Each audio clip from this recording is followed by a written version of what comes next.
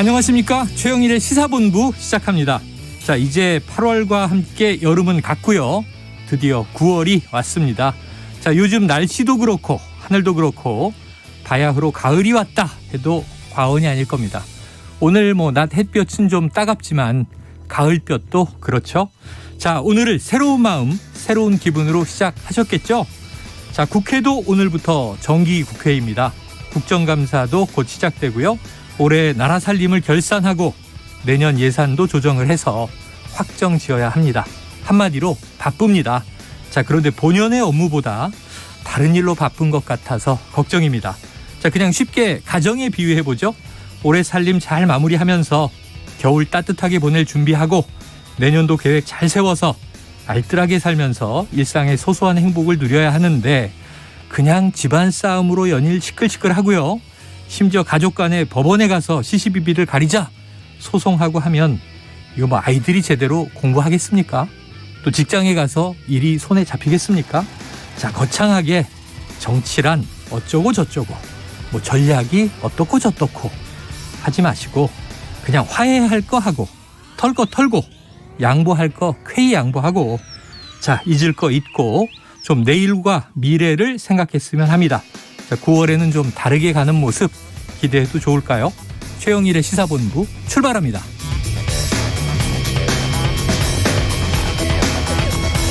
네, 1부에서는요. 오늘의 핵심 뉴스를 한입에 정리해드리는 한입뉴스 기다리고 있고요.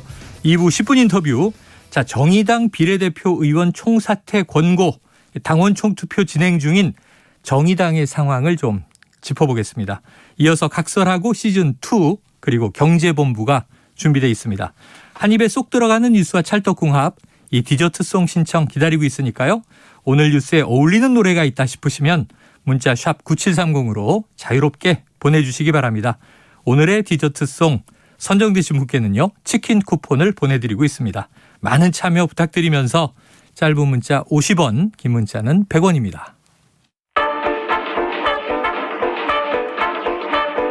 최영일의 시사본부 한입뉴스. 네, 자, 오늘부터 정기국회입니다. 그래서 오늘 오전부터 속보가 막 나오고 있어요.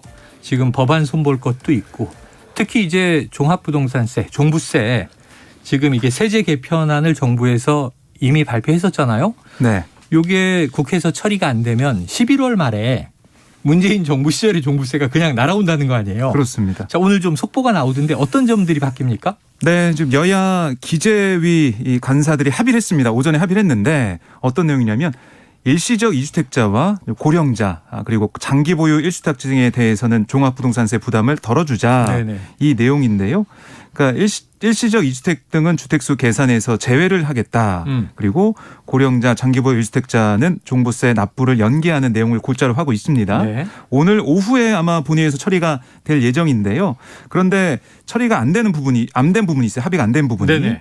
그러니까 이 공정시장가액 비율과 특별공제금액 설정 이 내용이 담긴 조세 특례 제한법 개정안 처리는 합의하지 못했거든요. 네네. 추후 논의를 이어가겠다라는 얘기를 하고 있는데 그러니까 이 정부 여당이 1세대 1주택자 종부세 부담을 2020년 수준으로 되돌린다 이런 목표를 가지고 있는 거예요. 네네. 그래서 공정시장가액 비율을 당초 예정된 100%에서 60%로 낮추고 또 종부세를 부과하는 기준선을 공시가 14억으로 기존 11억에서 3억 원 올리자. 그러니까 이렇게 되면 이 돈을 내는 사람들 기준선이 올라가기 때문에 부담이 좀 덜해지는 거죠. 이걸 네네. 제시했는데 민주당에서는 이거 부자 감세 아니냐 결국에는. 그리고 이제 공정시장 가액 비율 이거 이제 곱하는 거거든요. 이제 이 곱하는 걸 100%가 아니라 60% 낮추는 거 이 자체가 엄청난 네. 혜택인데 다시 또 기준선을 올리는 게 말이 되냐라고 반발을 한 거고 결국 협상 과정에서 국민의힘 측이 종부세 부과 기준선인 특별공제액을 12억 원으로 좀 내리는 네네. 14억으로 올리자고 했다가 12억으로 내리는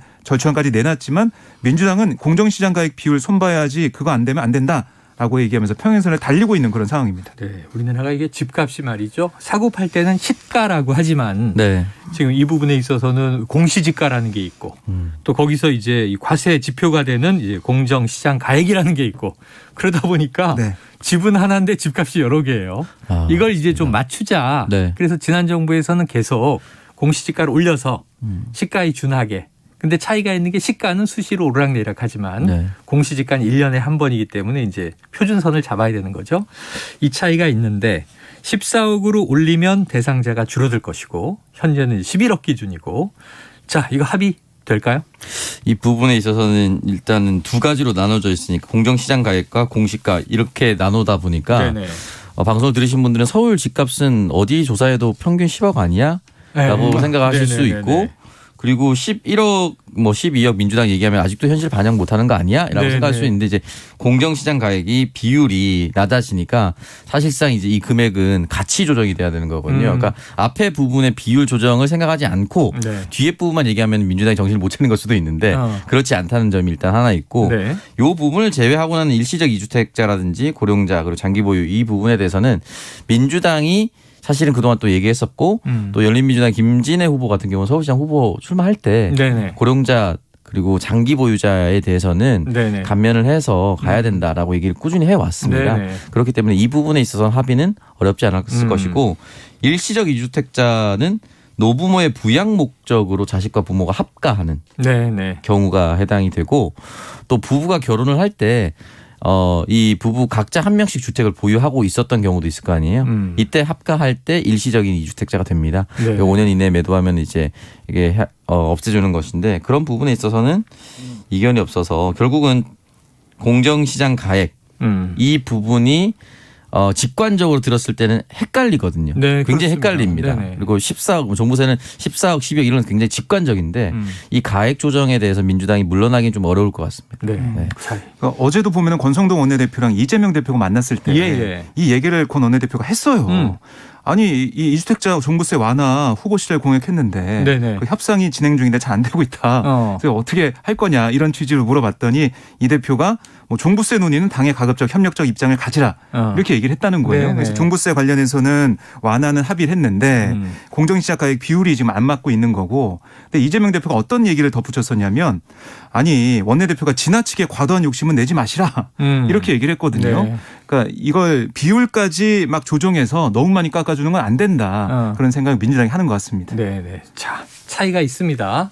흐름은 크게 다르지 않은 것 같은데 이 공시지가, 공정 가액 여기서 지금 차이가 있습니다. 어떻게 될지 좀 지켜봐야 되겠죠. 지금 이 오늘부터 시작되는 정기국회는 이 법령에 보면 정기국회가 100일이잖아요. 네. 그럼 12월 한 중순까지 정기국회가 하는 건데 그 사이에 핵심이 이제 국정감사 추석 지나면 닥쳐오고요. 네, 그리고 또 이제 이 예산 결산 심의가 있잖아요. 그렇습니다. 정부 예산안이 12월 1일까지 법정 시한 내에 처리돼야 되고 자 예산과 입법 이 100일 대장정입니다. 정기국회 기준으로 어떤 일들이 벌어질까요?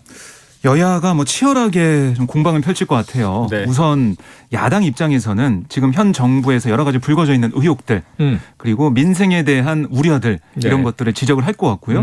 반면에 여당에서는 문재인 정부의 정책 실패를 아마 계속 얘기하지 않을까. 왜냐하면은 윤 대통령이 전 정부 핑계 대지 말라 그러지 않았나요? 근데 제가 볼 때는 네. 여러 가지 지금 어려움과 좀 경제적으로 혼란 이런 것들에 대해서 원인을 찾자면은 문재인 정부 얘기를 할 수밖에 없을 네네네. 것 같아요. 그리고 사실 며칠 전에 있었던 운영이나 이런 데 봐도 김정수 여사 얘기가 계속 나오더라고요. 그리고 여당 입장에서는 전 정부 얘기를 할 수밖에 없지 않을까 저는 그렇게 예측을 네, 하는데요. 그래서 문재인 정부의 정책 실패를 내세우는 국민의힘이 좀 더 지지를 받을 것이냐 아니면 윤석열 정부의 공약 이행 부진이나 정책 혼선을 부각하는 야당이 좀 국민들의 지지를 받을 것이냐 이 싸움이 네. 될 것 같은데 오늘 보니까 권성동 원내대표는 어떤 얘기를 했었냐면 국정과제를 힘있게 뒷받침하고 민생경제를 위기를 극복하는 대도약의 국회로 만들겠다 이렇게 강조를 하더라고요. 예. 그래서 정쟁이나 아니면 정부를 공격하는 거기에 대해서도 강력하게 방어막을 칠 것 같습니다. 그래서 현 정부에 대한 것도 그렇고 전 정부에 대한 것도 그렇고 여야가 첫 윤석열 정부 들어서 국정 감사도 진행이 되고 본회의가 진행되고 또 이렇게 정기국회가 되는 만큼 정말 뜨거운 혈전이 벌어지지 않을까 싶습니다. 네, 요 다음 주에 한번 다시 얘기해 보죠. 왜냐하면 다음 주말이면 이번 주말 지나 다음 주말이면 추석 명절이기 때문에 네.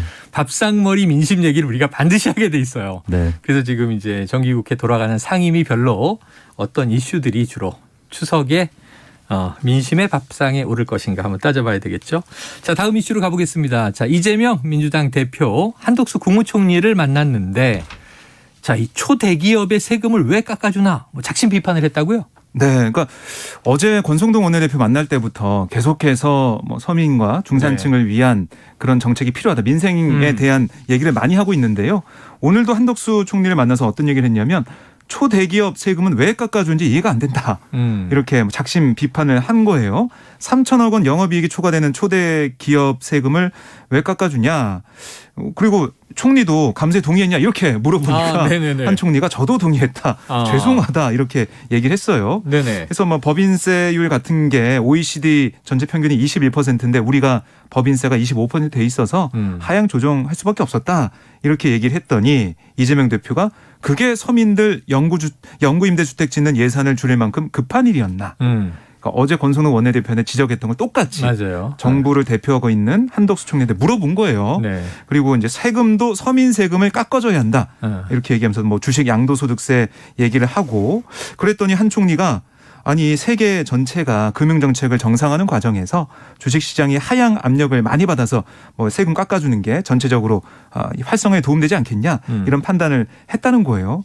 그랬더니 이 대표가 아니 돈 50만 원 30만 원 목숨줄 이것 때문에 얼마나 많이 고심을 하고 민생이 네네. 어렵냐. 국가재정을 집행해 수조 원씩 굳이 안 깎아도 될 세금을 왜 깎아주면서 누군가에게 생존의 위협을 방치하는 위험 이거 없어야 된다. 이렇게 오늘도 어제랑 비슷하게 이 세금 문제 예산 문제 이거 가지고 계속해서 공방을 벌이는 신경을 펼치는 모습을 볼 수가 있었습니다. 네. 어떻습니까? 지금 이재명 아직까지 이제 신임 당대표인데 네. 이번 첫 주의 행보들 어떻게 보셨어요? 그러니까 첫 주의 행보 권성동 원내대표 만나고 한덕수 총리 만나고 계속해서 이제 면전에서 민생 이슈를 끌어왔습니다. 그리고 국민들이 좀 불편해할 만한 또 민감할 만한 민생 이슈를 가져왔었는데 말씀하셨던 그 초대기업에 대한 법인세 인하 이 부분을 말씀을 드리면 나라살림연구소에서 해당 기업이 그러니까 3천억 구간이 넘어가는 해당 기업은 83만 8천여 개 중에 상위 0.01% 그리고 법인세 납부 대상 흑자 기업을 대상으로 하면은 53만 2천 개 중에 0.02%약 80여 개밖에 되지 않는다고 합니다. 그러니까 우리나라의 수만 개의 기업 중에 80여 개의 기업이고 만약에 이 법인세를 인하했을 때 1조 7천억 정도의 세수가 감소한다라는 것이죠. 만약에 이 법인세 인하를 해서 그 기업들의 선순환에 대해서 아까 이 대표가 말했었던 뭐 50만 원, 30만 원이 목숨줄인 서민들한테 돌아간다면야 무슨 문제가 있겠지만은 무슨 있겠냐마는 세수를 더 확보해서 서민의 경제를 챙겨야 되는데 세수를 더 줄이는 방향으로 그리고 그들에게만 특혜를 주는 방향으로 보이는 행동을 왜 하느냐라는 질문은 당연히 던질 수밖에 없다라는 생각이 들고 계속해서 이미 결정난 정부의 정책들이 있습니다. 그러니까 이재명 대표는 정부 요인들을 만날 때마다 이 부분에 대해서 계속해서 언급을 하면서 그냥 지금 제가 조사한 뭐 나라살림연구소에서 얘기하고 발표하는 것보다 야당의 당대표가 얘기하는 것은 무게감이 다릅니다. 그렇기 때문에 이 부분에 있어서 계속해서 민생을 첫 번째로 언급할 것 같습니다. 네. 자, 정부가 발표한 세제 개편안은 이제 크게 세 가지였습니다. 이게 법인세 인하 그리고 이제 종부세도 완화 그리고 하나 이제 소득세인데 소득세 정도는 이게 서민 감세 아니냐 그리고 종부세하고 법인세는 부자 감세다 그랬는데 이제 이 소득세도 구간을 조사해 보니 1억 원 내외 고소득자에게 가장 혜택이 많은 거 아니냐 이런 비판이 있었어요. 이게 정부 안이 나온 거고 국회를 통과하는 공방이 이제 시작된 거니까 한번 조금 더 지켜보면서 우리가 이슈를 따라가야 될 것 같은데 자, 그래서 이재명 뭐 신임 당대표의 이제 초기 전략인 것 같아요. 여권 인사들을 만나서 내년도 예산안, 복지 예산 축소한 거 비판하고 서민, 민생 강조하는데 내부에서 조응천 의원의 비판이 나왔다면서요. 네, 그러니까 오늘 한 라디오 출연해가지고 지금 이재명 대표의 행보 좀 어떻게 평가하냐 그렇게 물어봤더니 조응천 의원은 말로는 민생인데 행동은 강성 당원들 쪽으로 가고 있다. 이렇게 평가를 했습니다. 그러니까 민생으로 가는 것은 잘하고 있다고 보지만 지금 어제 보면은 이 대표가 민주당사의 당원들이 자유롭게 이용할 수 있는 당원존 이런 공간에 설치하고 또 홈페이지에 당직자의 이름과 전화번호를 공개하라고 지시를 했거든요. 그러니까 당원들과 소통을 강화하겠다. 뭐 이거는 공약 사항으로 볼 수가 있으니까 그거를 실천하고 있는 모습인데 여기에 대해 조응천 의원의 생각은 뭐였냐면 당원 게시판에 이른바 이제 개딸들이 집중적으로 요구했던 건데 개딸 청원 들어주기를 하는 거다. 말로는 중도, 실용, 민생 그쪽으로 가는데 행동은 개딸들의 길을 살려주는 쪽으로 동시에 가고 있어서 우려스럽다라고 지적했습니다. 지적을 했습니다. 네, 조평론가님은 어떻게 좀 우리가 바라보고 해석해야 될까요? 일단은 이재명 대표를 포함해서 지금 선출된 5명의 최고위원 모두 당원 권리 확대를 얘기를 했습니다. 네네. 그러다 보니까 당원이 그동안 이용할 수 없었던 권리들을 찾아주는 게 이제 지금 공약 이행 단계거든요. 그런데 그 부분에 있어서 이제 조홍천 의원처럼 우려하는 부분이 그러니까 개딸들이라고 해서 지금 이제 막 입당을 해서 권리를 주장하고 있는 신규 당원들이 네. 한쪽으로 경도되는 것은 아닐까라고 우려를 하고 있습니다. 그 부분에 대해서 저는 개인적으로 어떤 당사를 자유롭게 이용할 수 있는 것, 예를 들어서 청와대를 국민에게 개방한다 이런 의미로 네네. 당의 주인은 당원이니까 당사를 당원들에게 개방한다 이런 거는 뭐 충분히 의미가 있는데 당직자의 이름과 전화번호를 공개하는 것이 당직자는 또 정치인과 좀 다른 부분이 저는 있다고 생각을 하거든요. 그러니까 공무원이거든요. 어떻게 보면 정당에. 네네. 그러니까 이 부분에 있어서는 당직자의 의견은 과연 수렴을 했는가는 따져볼 필요가 있어요. 저는 당원의 권리를 강화하는 건 당연히 동의를 하는데 모든 정당이 그래야 된다고 생각하는데 그렇다면 당직자의 동의를 구하는 과정은 충분했는가 이 부분도 한번 따져봤으면 어땠을까. 근데 이제 따져본 시간이 있었다 하더라도 너무 짧았다. 그런 생각이 드니까 이 부분에 대해서 종천 의원 같은 사람들은 얘기를 할 수가 있는 부분이라고 생각합니다. 네. 자, 지난 뭐 또 전당대회 과정, 경선 과정에서 이제 늘 비판되는 내부적인 또 공방이 이른바 팬덤 정치 청산해야 한다. 또 이게 순기능도 있다. 뭐 이런 이야기였는데 당내에서의 이런 이제 또 다른 시각들에 대해서도 어떤 또 대답, 해법 이런 게 필요한 게 아닌가 생각을 해보고요. 자, 지금 12시 37분을 향해 가고 있습니다. 37분이 막 됐습니다. 목요일 점심시간 교통 상황을 알아보고 계속 이어가도록 할 텐데요. 자, 교통정보센터의 유하영 리포터 나와주세요. 네, 고속도로는 주의하실 사고 구간이 있습니다. 경부고속도로 서울 방향 기흥 동탄 부근에서 화재 사고 났는데요. 지금은 진화가 됐고요. 4, 5차로에서 사고 처리하고 있습니다. 동탄 분기점부터 3km 정체입니다. 주의하셔야겠고요. 반대 부산 쪽으로는 한남에서 서초까지 밀리고요. 오산에서는 작업을 하면서 동탄부터 밀립니다. 중부 내륙고속도로 창원 방향 북충주부터 중앙탑 요금소까지 공사 여파로 막힙니다. 영동고속도로 강릉 쪽으로는 반월터널에서 부곡까지 정체고요. 더가 용인에서 양지터널까지 밀립니다. 더 올라가서 여주 분기점 정체는 공사 때문입니다. KBS 교통정보센터였습니다.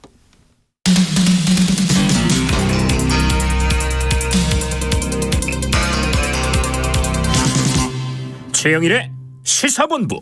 네, 자, 다음 이슈가 이런 게 있네요. 지금 뭐 취임 100일을 훌쩍 넘겨서 또 대통령실 뭐 인적 개편 문제도 나와 있고 추석 전에 여러 가지 좀 이제 혁신을 이루겠다 달리는 와중인데 근데 이 와중에 계속 지금도 취임식 초청 명단 네. 가지고 기사가 간혹 터졌잖아요. 그렇습니다. 근데 이건 좀 새로운 건데 윤석열 대통령의 처가 그러니까 이제 주로 장모 사건, 뭐 배우자 사건 이것들을 수사하는 경찰관을 콕 집어서 초청했다. 취임식에 초청했다. 이건 어떤 이야기예요?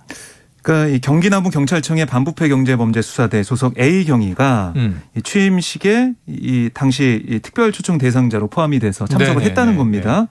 그런데 이 A 경위 같은 경우는 어제 뭐 온라인 매체 뉴스버스에 보도가 있었는데 네. 조선일보와 경찰청이 공동 주최하는 청룡 봉사상을 받았기 때문에 대통령 취임식에 초청받았다 이렇게 네네네. 본인이 얘기를 했는데요. 근데 함께 수상한 경찰 4명 가운데 2명은 초청받지 않았고 다른 1명은 청룡 봉사상과 관계없이 경찰청 추천으로 네. 취임식에 참석을 해서 그러니까 이 상 얘기는 했지만 결국 이것 때문에 온 사람은 1명밖에 없었다. 이렇게도 볼 수가 네네. 있는 거고요. 그리고 이 A 경위의 이 행적 이게 왜 주목을 받느냐면 지금 보면은 아까 말씀하신 것처럼 지금 공흥지구 양평군 공흥지구 개발 특혜 의혹을 수사하는 그런 경찰관이기 네네네. 때문에 왜 취임식에 초청을 받았냐 따져봤더니 상 때문에 하고 했는데 그 상 받은 사람 중에 혼자만 그 이유로 왔다는 게 좀 이상하지 않냐라는 지적이 나온 거고요. 그러니까 공흥지구 개발 의혹이 좀 생소하실 분도 계실 것 같은데 이게 윤 대통령 처가 기업. 그러니까 김건희 여사 이 어머니, 어머니 이제 부동산 가족 기업입니다. 부동산 개발업체 ESIND가 경기 양평군 공흥 일대를 개발하면서 개발 부담금을 내지 않고 또 시행인가 기한을 넘기고도 제재를 받지 않았어요. 네네. 뭐 개발 사업이 진행되던 2013년 4월부터 2014년 1월까지가 양평군을 관할했던 이 여주지청장이 바로 윤석열 대통령이었습니다. 그리고 뭐 그때 사업 인허가권자였던 김선교 당시 양평 군수가 현재 국민의힘 의원이고요. 네. 그리고 뭐 이 윤석열 후보 경선 캠프에 참여하기도 했었어요. 그래서 이런 인연들이 있어서 특혜를 받은 게 아니냐 이런 의혹이 불거져 있는데 이 의혹 사건을 수사하는 경찰이 대통령 취임식이 왔어요. 취임식 왔는데 그 이유도 상 받아서 왔어요. 상 때문에 왔어요라고 했는데 찾아보니 다른 사람 안 오고 혼자만 온 거예요. 예. 그랬더니 여기에서 야권에서는 이거 이상하다 얘기를 하고 있는 거고요. 어제 민주당도 논평 낸 거 보니까 아니 청년봉사상을 함께 수상한 경찰관들 연락받지 못했다는 점에서 초청 사유 결국 공공지구 수사일 수밖에 없다. 윤 대통령 처가를 수사하는 경찰관이 대통령 취임식에 초청받은 이유 수사에 영향을 미칠 의도가 아니면 뭐겠느냐. 네. 왜냐면 이게 또 수사가 진행 중이거든요. 이상하다는 거고. 근데 여기에 대해서 대통령실에 해명이 나왔습니다. 네네. 어떤 얘기를 했냐면 아니 국내 핵심 기술의 해외 유출 방지에 공로가 있다는 게 초청 사유다라고 행정안전 관계자가 얘기를 했어요. 네. 그러니까 이게 A 경위는 상 받은 것 때문에 왔다라고 했는데 청년 봉사상 얘기를 했는데 또 핵심 기술 해외 유출 방지 공로가 있다라고 얘기를 하면서 어떤 얘기가 맞냐라는 지적이 좀 나오고 있고 네. 과연 진실이 무엇이냐 이런 의구심이 커지고 있는 상황입니다. 그래요. 자, 오창석 형이. 오창석 형님. 지금 수사를 막 하고 있어요. 네. 이제 수사 대상이 만약에 제가 하고 있다면 얼결에 보니까 대통령 일가가 됐어. 네. 대통령이 당선되고 취임을 한 거예요. 네. 그 취임식에 특별 초청장이 왔어. 네. 취임식에 딱 참석하니까 대통령 취임을 하는 장면을 본 거죠. 네. 수사 안 합니까? 수사해야죠. 해야죠. 네. 네. 수사해야 되는데 초청장을 만약에 받았는데 거절했을 경우에 경찰이든 검찰이든 누군가를 떠나서 공무원으로서 받을 심리적 압박감은 굉장히 클 겁니다. 아, 그래요. 그러니까 내가 만약에 수사하는 대상자가 있는 곳에서 초청을 받았는데 못 간다. 네네네네. 특히나 그것이 대통령이라면은 안 간다는 것은 뭔가 반항하는 것처럼 보일 수도 있어요. 아, 어떠한 사인 자체가 그렇거든요. 최근에 수상을 거부한 인물도 있어요. 네, 그리고 뭐 예를 들어서 유승민, 나경원 뭐 이 의원들 같은 경우는 초청을 못 받았다고 얘기를 하지 않았습니까? 네. 그런데 그런 사람 못 받았는데 나는 받았는데 안 간다는 사인은 오해를 생길 수도 있고 안 간다는 게 그냥 내 일정이 안 맞아서 안 갈 수도 있는데 대통령이다 보니까 네. 정말 눈치 볼 수밖에 없는 상황이고 지금 그 공문에서는 이 기술과 관련된 초청 내용이 없었다고 합니다. 아, 청년 봉사상 언급도 없었다고 합니다. 네네. 그러니까 뉴스버스 기사에 나와 있는 내용을 예. 말씀을 드리는 건데 4명 중 2명은 아예 연락을 못 받았다고 했잖아요. 예. 한 명은 이제 그런 것과 무관하게 각 직군별로 선정한 국민희망 22인에 포함되어 있다라고 하고 당시 경찰청 추천이었으며 22인 중 경찰관은 나 혼자였다라고 얘기를 했습니다. 그러니까 이 해당 A 경위와는 다른 경로라는 것이죠. 그렇기 때문에 이 부분에 있어서 어떠한 말을 내뱉진 않았습니다. 대통령실에서 네네. 검찰에서 뭐라고 얘기를 하진 않았지만 네. 뭔가 나만 콕 집어서 불려 나온 것 같은 느낌은 네. 지울 수가 없다. 그것이 이제 이 기사의 핵심인 것이거든요. 그렇기 때문에 전체적으로 이게 똑같은 내용인데요. 취임식 초청 명단에서 어떠한 문제가 발생했을 때 이것이 첫 번째였으면 아니 경찰 중에도 누군가 대통령 취임식 참석할 수 있지 이렇게 네. 얘기할 수 있는데 네. 그전에 도이치모터스 주가 조작 사건에 연루돼서 회장의 아들이라든지 뭐 극우 유튜버 네. 그리고 그 누나가 또 용산 지무실에 근무했었고 그러니까 여러 가지들이 또 겹쳐 있었고 누적이 되다 보니까 이것도 분명히 다른 의도가 개입되어 있는 것은 아닌가라는 의심을 받을 그래요. 수밖에 없는 상황이 된 겁니다. 그래요. 그래서 이제 우리가 이해관계가 얽혀 있을 때는 뭔가 오비랑 얘기를 계속 하잖아요. 네. 이제 뭐 다른 의도가 없었거나 또 순수한 의도였다 하더라도 의심받을 행위는 하지 마라. 자, 그런데 이제 이 대통령이 막 되는 시점에 취임하는 시점에 대통령 처가를 수사하던 경찰이 초청을 받았으니까 이건 압력을 느낄만 하지 않느냐라는 이제 해석입니다. 그래요. 자, 지금 이게 대통령실 또 이전 관련해서 예산이 전용됐는데 애초 계획됐던 것보다 상당히 좀 많이 추가 투입되고 있는 것 같아요. 네. 맨 처음에 이 계획이 나왔을 때는 496억 원이 든다. 네네네. 예비비를 써서 하겠다라는 게 이 대통령의 그래서 설명이었습니다. 이게 문재인 정부 말에 네. 이 예비비를 주니 안 주니 가지고 네. 공방이 있었잖아요. 그렇습니다. 근데 뭐 예비비가 이제 투입이 돼서 네네. 이전을 했고 뭐 관저도 이제 곧 이사 가는 그런 상황이 한남동. 됐는데요. 그런데 이게 이 국회에서 이제 알아봤더니 한병도 의원실에서 민주당 의원실에서 이걸 좀 알아봤더니 정부 부처의 다른 예산을 전용해서 여러 가지 비용을 마련했다라는 게 나왔고 그 액수가 한 300억 정도 된다. 네네. 이게 지금 한병도 의원실의 설명입니다. 그래서 내용을 좀 보면 여러 이제 부처가 있는데요. 국방부 같은 경우는 조사 설계비 명목으로 돼 있던 29억 5천만 원을 이 용산 청사 주변 환경 정리 용도로 전용을 했어요. 네네. 바꾼 겁니다. 다른 명목으로 바꾼 거고 3분기에도 대통령실 이전했다는 국방부 시설 통합 재배치를 위해서 193억 원을 추가로 전용하겠다. 이런 얘기를 했습니다. 그리고 행정안전부는 공무원 통근버스 운행 예산 3억 원을 관저공사 용도로 전용했어요. 네. 그리고 3분기에도 관저 리모델링을 위해서 20억 9천만 원을 추가로 전용할 계획입니다.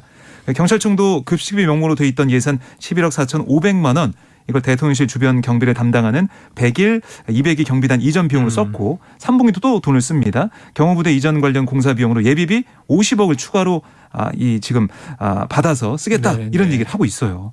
결국 이렇게 되면 496 더하기 300억 치면 한 800억 정도가 쓰이는 상황인데 또 이게 끝이 아니고 더 들어갈 거다 이런 주장도 나오고 있습니다. 그래요. 자, 어제 론스타 사태 터지고 보니까 이게 거기서 뭐 배상 4.6% 뭐 네. 6조냐 3천억이냐 이걸 논의로 하고 10년간 소송하는 데 들어간 우리 혈세가 한 뭐 70억 정도 들어갔다. 70, 80억 가까이 네. 되더라고요. 자, 그 정도의 예산이 지금 관저에 들어가는 겁니다. 이 나중에 또 얘기를 나눌 거고요. 자, 지금 여당 새 비대위를 추진하는데 시끌시끌 하잖아요. 서병수 의장은 사퇴. 네. 자, 추석 전에 띄운다고 하는데 어떻게 띄웁니까? 절차가 어떻게 돼요? 지금 이제 의장이 사퇴했으니까 부의장이 이제 사회를 보는 거죠. 부의장이 2명이 있는데요. 그중에 연장자인 윤두현 의원이 직무대행을 맡아서 네네. 상임정국위 전국위를 차려열 예정인데 야, 전국위 의장도 이제 직무대행 체제가 됐네요. 그렇습니다. 다 직무대행으로. 직무대행의 힘이에요. 지금은. 네, 전부. 직무대행의 힘. 직대의 시대. 네. 네. 직대 전성시대가 됐는데 그래서 내일하고 다음 주 월요일에 각각 상임정국위와 전국위를 열어서 비대위 전환 요건을 손보는 당원 개정안 의결하기로 했어요. 그러니까 이걸 의결한 다음에 다시 한 번 더 해야 되죠. 예. 말씀드렸듯이 이 개정된 당원을 가지고 비대위원장 선출하고 비대위원 인선하게 되는데요. 그걸 다 하게 되면 국민의힘의 바람 뭐 예상은 추석 연휴 전인 8일 네네. 그때 그 목요일인데 다음 주 후반인데. 그렇습니다. 새 다음 주 비대위가 딱 일주일 후네요. 네. 그래서 추석 연휴 전에 출범할 수 있다. 이게 국민의힘의 로드맵 그 시간표입니다. 빠르다. 네. 뭐 사실은 추석 연휴 전에 이거 혼란스러운 상황을 바로 잡아야겠다. 그런 의지가 투영된 거고요. 그렇게 시간표는 짜져 있습니다. 야, 그래요. 자, 박정우 기자하고 오창석 평론가는 이 야욕을 버리세요. 이 진행자는 직무대행이 없어요. 저는 절대 마이크를 놓지 않습니다. 욕심을 요즘 버리시고. 유행인데 한 번씩 해보면 아니, 어떨까요? 직무대행 안 됩니다. 여기 저희 시사본부에는 그런 거 없고요. 네. 자, 그런데 지금 다음 주 목요일이면 이제 새 비대위가 출범하느냐. 이준석 대표는 굉장히 거세게 비판을 했네요. 네, 그러니까 이게 이준석 전 대표가 매일매일 이제 비판을 쏟아내고 있는데 네네. 오늘 서병수 의장 이제 물러났을 때도 뭐 의와 불의의 싸움이다 이런 얘기를 하면서 그러네요. 영화 한산의 대사를 가져와서 유명한 대사죠. 비판을 했었고 그리고 장제원 의원이 어제 선언을 했습니다. 백의종 군선언. 이선 후퇴하겠다. 예. 이런 얘기를 했거든요. 당의 혼란스러운 상황 이걸 내가 이제 책임지겠다. 당선인 비서실장도 지냈던 사람이니까 무한 책임을 느낀다라고 얘기하면서 어떠한 임명직 공직도 윤석열 정부에서 맞지 않겠다. 이렇게 선언을 했습니다. 네. 개파 활동 이런 것도 민들레 뭐 이런 거 참여 안 하고 안 하겠다. 이런 얘기도 했고 결국 이렇게 장제원 의원이 물러나면서 윤핵관들이 이제 살신성인의 자세로 다 놓고 물러나는구나. 권성동 원내대표도 비대에 출마한 다음에 거취를 결정한다고 했으니까 그렇게 느껴질 수가 있는데 이준석 전 대표는 이게 바로 위장 거세쇼다라고 비판을 한 거예요. 예. 그동안 봐왔는데 아니 대선 때도 이선 후퇴한다고 한 다음에 인수위가 되니까 다시 나왔지 않냐. 똑같은 상황이고 만약에 정말로 반성하고 그런다면 지금 새 비대위 이거 취소하고 최고위로 돌려서 뭐 직무대행 대표 직무대행 체제로 가고 당원권 정지 그게 끝날 때까지 기다려야 되는 거 아니냐 이런 얘기를 하고 있습니다. 그래요. 말이 거칩니다. 이 대목은 오평론가님의 논평을 듣지 않고 다음 이슈로 넘어가 버릴게요. 자, 지금 이제 법카 의혹 관련해서 이 5급 사무관이었었던 배모 씨 지금 구속영장은 이제 실질심사에서 기각이 됐어요. 그래서 경찰은 이것을 기소 의견으로 검찰에 송치를 한 것 같은데 내용을 보니까 이제 그 이재명 대표의 배우자 김혜경 씨도 공범으로 같이 들어 있네요. 네, 송치가 된 겁니다. 네네. 그래서 이제 검찰이 어떻게 이제 판단할지 추가 수사를 어떻게 할지 이런 것도 좀 봐야겠지만은 경찰의 생각은 이 김혜경 씨가 나는 모르는 일이었다라고 계속 주장했고 뭐 배모 씨도 마찬가지로 주장을 펼쳤지만 이 뭐라고 해야 될까요? 뭐 직접적인 지시는 없었지만 알고 있었을 것이다. 경찰이 이렇게 판단한 것 같아요. 네. 그래서 공범으로 송치를 하고 있는 상황입니다. 그래요. 자, 지금 그러다 보니까 민주당은 자, 대통령의 배우자 김건희 씨는 일단 무혐의인데 이게 답정너 수사 아니냐 유감이다 이렇게 얘기를 했어요.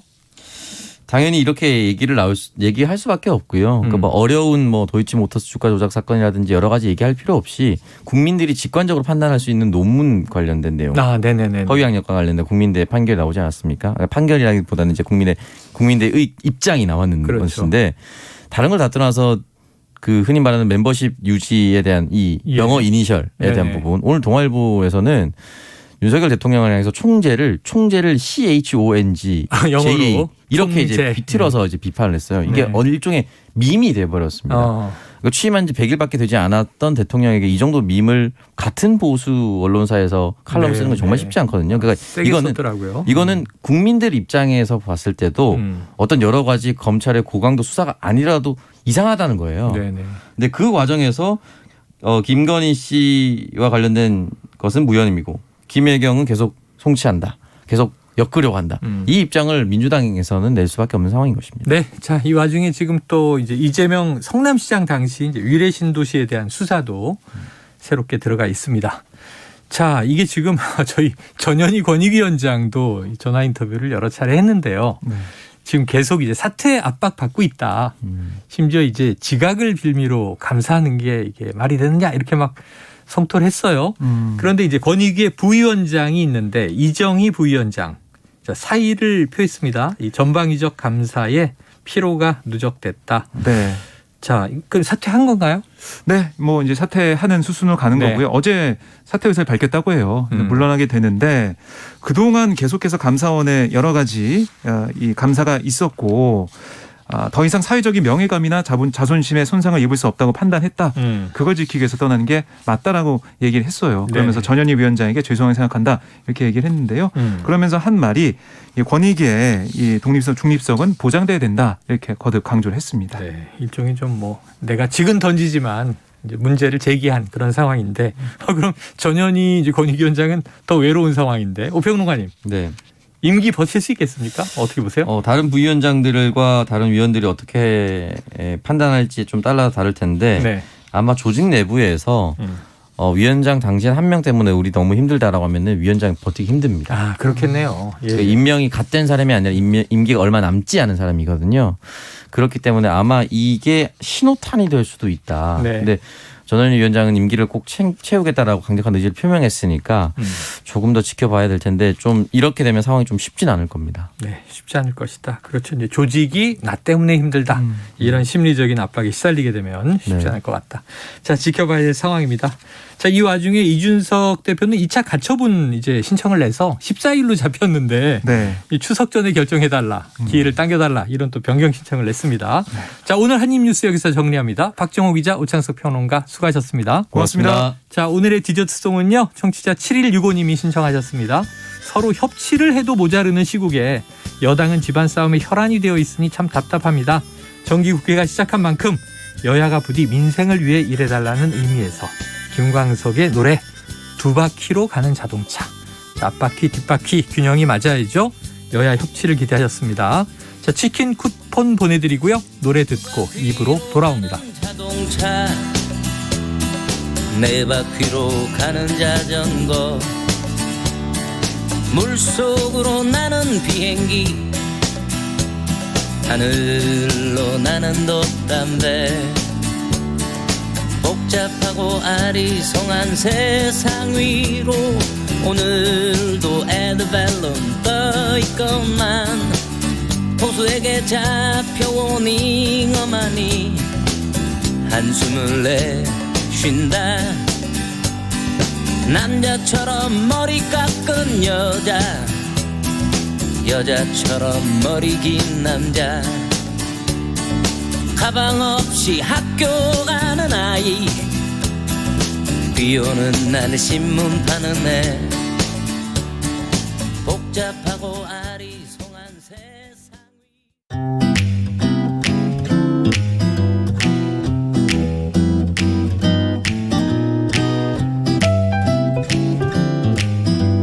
안녕하세요. 바른말 고운말입니다. 우리 고유어 부사에 바람만이란 말이 있습니다. 바라보일 만한 정도로 뒤에 멀리 떨어져 따라가는 모양을 뜻합니다. 그래서 바람만 뒤따라간다란 표현은 바라보일 만한 정도로 뒤에 멀찍이 떨어져서 따라가는 것을 말합니다. 또 고유어 부사 중에 발밤이란 표현도 있습니다. 이 말은 바 밑에 리을 비읍 받침을 쓰는 동사 밥다와 관계가 있습니다. 발밤은 밥다의 어간 밥 뒤에 암이란 말이 합해진 것이고요. 글자로 쓸 때는 발음되는 것처럼 발밤으로 씁니다. 발밤은 가는 곳을 정하지 않고 발길이 닿는 대로 한 걸음 천천히 걷는 모양을 뜻합니다. 심심해서 바람도 쐴 겸 발밤 나가보았다. 이렇게 말할 수 있습니다. 또 바 밑에 리을 미음 받침을 쓰는 밤따란 동사도 있는데요. 한 걸음씩 떼어놓는 걸음의 길이를 단위로 해서 거리를 헤아리다 라는 뜻이 있습니다. 바로 이 동사에서 발맘이라는 부사가 나온 것인데 밤따의 어간 밤 뒤에 암이란 말이 합해진 것이고요. 글자로 쓸 때는 역시 발음나는 대로 발맘이라고 씁니다. 이것은 한 발씩 또는 한 걸음씩 길이나 거리를 가늠하여 걷는 모양을 뜻합니다. 발만 걸어가 보니 여기에서 별로 멀지 않은 거리였다처럼 쓸 수 있습니다. 바른말 고운말 아나운서 변희영이었습니다.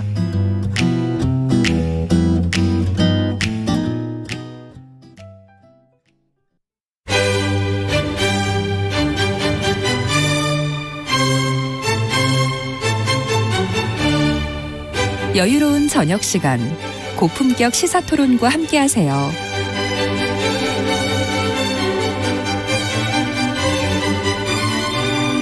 평일 저녁 7시 20분 KBS 열린 토론 정준희 교수와 함께합니다.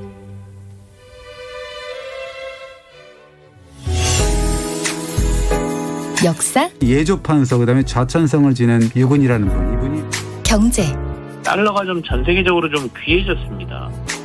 음악까지 꺼내 먹어요. 잠들기 전 꺼내 먹는 지식 알사탕 KBS 1라디오 김성환의 시사야 평일 밤 10시 5분 당신을 기다립니다. 놓치지 마요.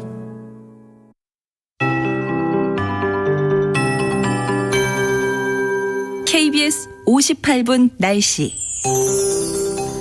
태풍의 영향으로 해상의 바람이 점점 강해지고 있습니다. 오후 2시부터 제주도 남쪽 먼바다에 풍랑주의보가 발효가 되겠고 그 밖에 제주 해상과 동해 서해 남쪽 먼바다를 중심으로 풍랑특보가 확대할 예정입니다. 이들 해상엔 물결이 최대 4m까지 매우 높아지겠고요. 동해안과 제주도 해안은 너울성 파도가 높게 일겠습니다. 해안가 접근하실 때 각별히 주의하시기 바랍니다.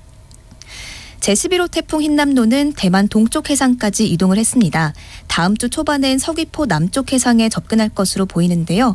제주도와 남해안에 비가 시작된 가운데 주말까지 더 확대하겠습니다. 오늘부터 모레까지 제주도에는 최대 300mm가 넘는 물폭탄이 쏟아지겠고요.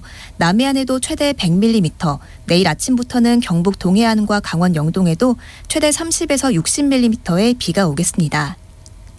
토요일엔 전라권과 경남 내륙에도 비가 오겠고 일요일부터 월요일까지는 전국에 비가 내릴 가능성이 있습니다. 오늘과 내일은 늦더위가 찾아오겠습니다. 한낮에 서울이 30도 안팎으로 어제보다 6도가량 높겠고요. 춘천 30도, 대전, 광주 28도, 부산 26도 안팎까지 오르겠습니다. 지금 서울의 기온은 28.2도, 습도는 58%입니다. 박다효입니다.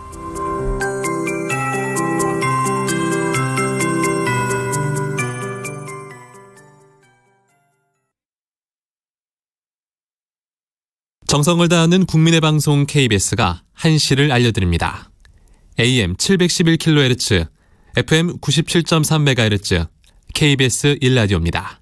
HLKA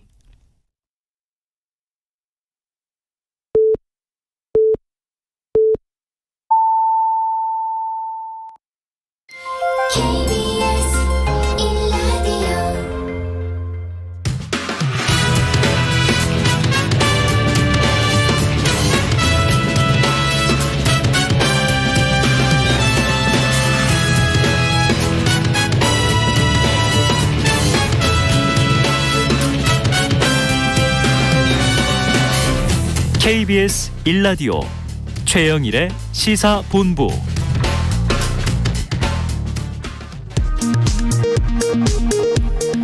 이 시각 라디오 정보센터 뉴스입니다. 여야가 종합부동산세 부담을 덜어주는 내용의 법안을 처리하기로 합의했습니다. 합의된 개정안은 오늘 오후 본회의에서 처리될 전망입니다. 대통령 취임식에 윤석열 대통령 장모유가 관련 수사를 담당한 경찰관인 A 경위가 초청된 것을 두고 국회에서도 공방이 일었습니다. 이른바 탈북어민 강제북송 사건과 관련해 일주일간 대통령 기록관을 압수수색했던 검찰이 오늘은 서해 공무원 피격 사건과 관련해 다시 대통령 기록관 압수수색에 나섰습니다. 지금까지 라디오 정보센터 뉴스 정한나였습니다.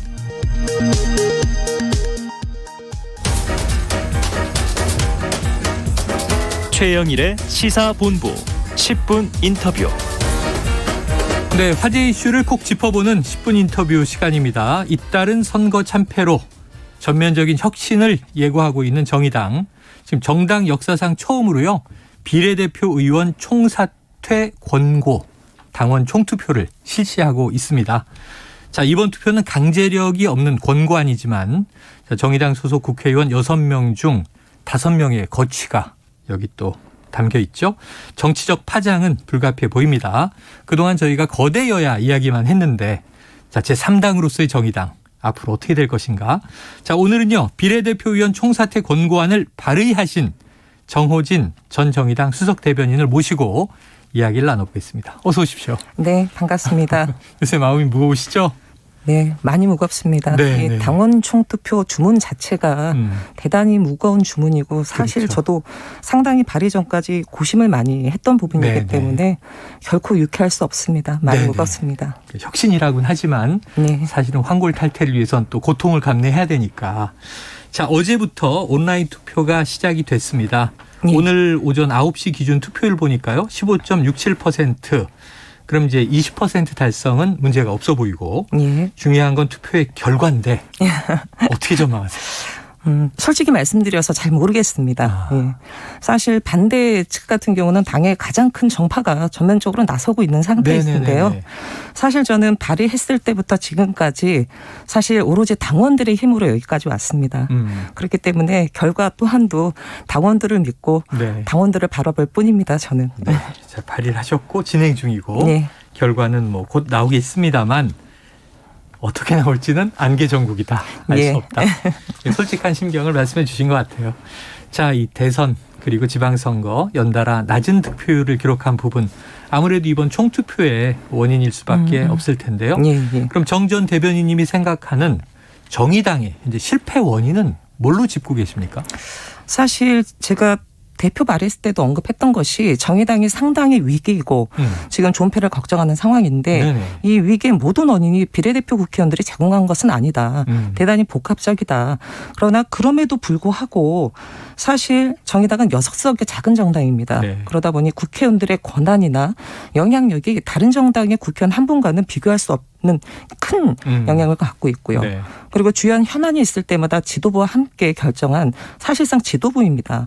더군다나 이제 정당에 있어서는 그 정당의 정체성이나 노선이나 뭐 이런 부분들이 사실 대표 정치인을 통해 발현되고 국민들은 그것을 보고 그 정당을 지지할지 네. 판단을 하는데 종합적인 측면에 있어서 비례대표 국회의원들의 정치적 책임이 크다.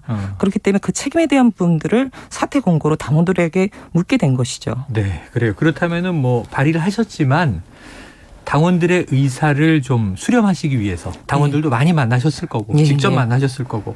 자, 당원분들이 이야기하는 정의당의 문제 주로 뭐로 짚으시던가요? 지금 정의당이 대단히 위기이다라고 말씀하시면서 사실 특히 지방선거를 경과하면서 출마했던 후보도 그렇거니와 저도 어떤 후보분들의 공동선대위원장을 맡아서 거리에서 함께 뛰었는데요. 네네. 가장 많이 말씀하시는 게 내가 아는 정의당이 아니다. 국민들께서 그런 말씀을 정말 많이 하십니다. 다른 정의당이다.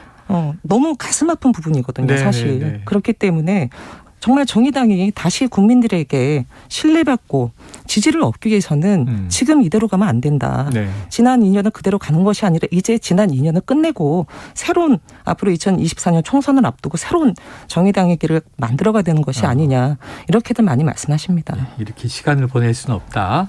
자, 그 결과가 이제 직접 이번 비례대표 총사퇴 권고안을 발의하신 겁니다. 현재. 예. 이게 뭐 정당 역사상 처음 있는 일이라고 하고요. 자, 비례대표가 만약 총사퇴하면 예. 지역구와는 다르게 예. 심상정 의원 한 분이 계시고 예. 5분이 총사퇴해도 순번으로 채워지기 때문에 예. 의석은 유지하잖아요. 예. 자, 그럼 정의당은 어떻게 달라질까요? 이번 권고안으로. 저는 분명히 달라질 거라고 봅니다. 네. 왜냐하면 사실 그 정의당은 자칫하다가 이제 심정지 상태까지 갈 수도 있는 상황이에요. 지금 네네. 극약 처방이 필요한 상황입니다. 예. 근데 정의당이 지금 심정지 상태까지 갈 수 있냐, 가냐 안 가냐 이 상황인데 기초 체력을 길러야 되기 때문에 뭐 예를 들어 영양제를 먹어야 된다. 감기 걸렸으니까 지금 해열제를 먹자. 이런 상황이 아닙니다. 이제는 이 싸늘하다 못해 눈길조차 주지 않는 국민들을 향해서 정의당이 이렇게 쇄신하고 있다. 가장 강력한 쇄신의 모습을 보여줘야 되고요.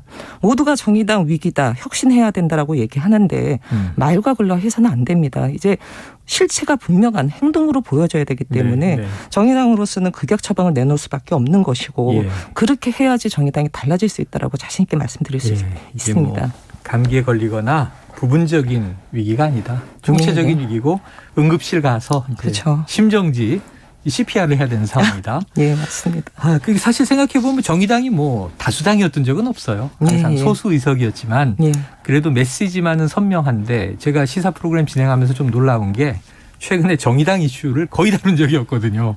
존재감의 문제가 될 텐데.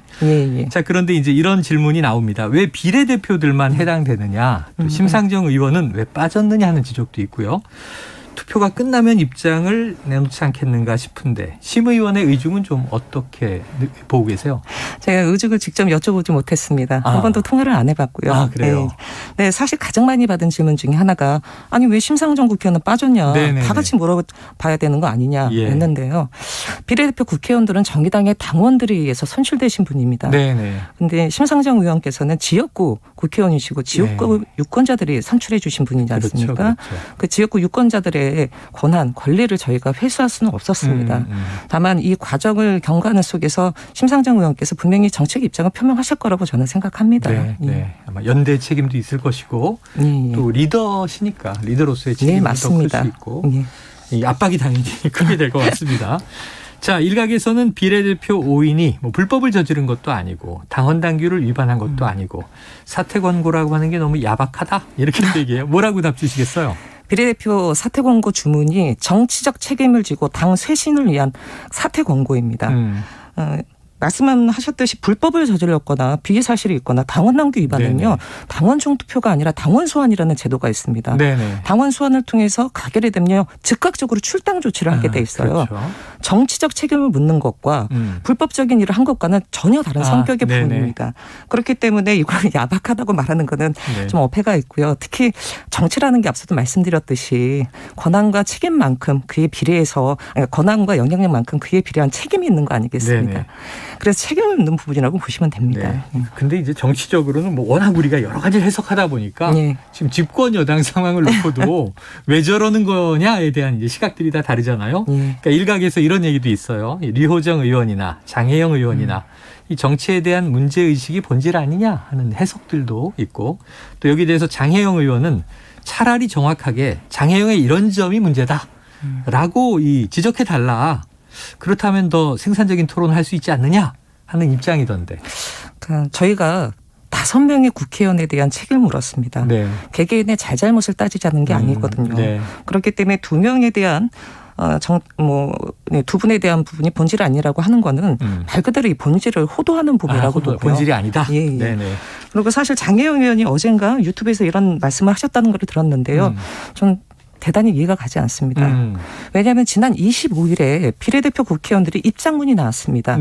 사실 당원 총투표 발의한 지 60일이 지난 상황에서 정말 뒤늦게 나왔고요. 발의 대표자로서 저는 수차례 비례대표 국회의원들의 입장을 요구했습니다.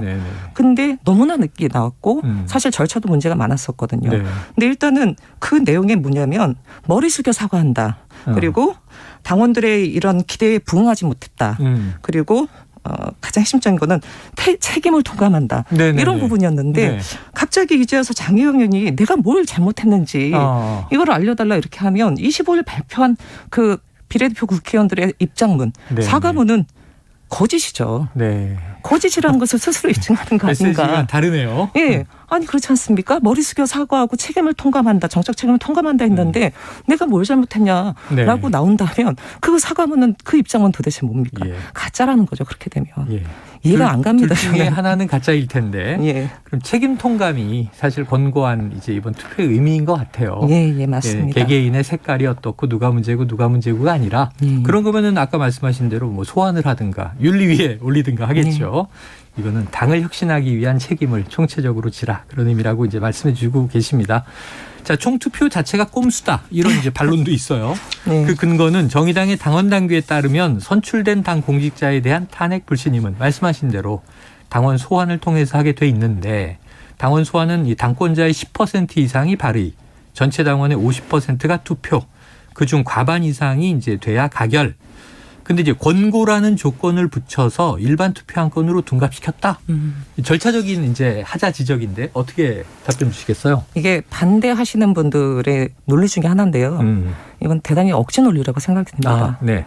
앞서도 말씀드렸듯이 당원 소환은 국회의원들의 당원 당규 위반, 비의 사실, 불법적인 일 그런 부분에 해당하는 거고요. 거듭 말씀드리지만 정책 책임에 대한 부분을 묻는 거거든요. 네네.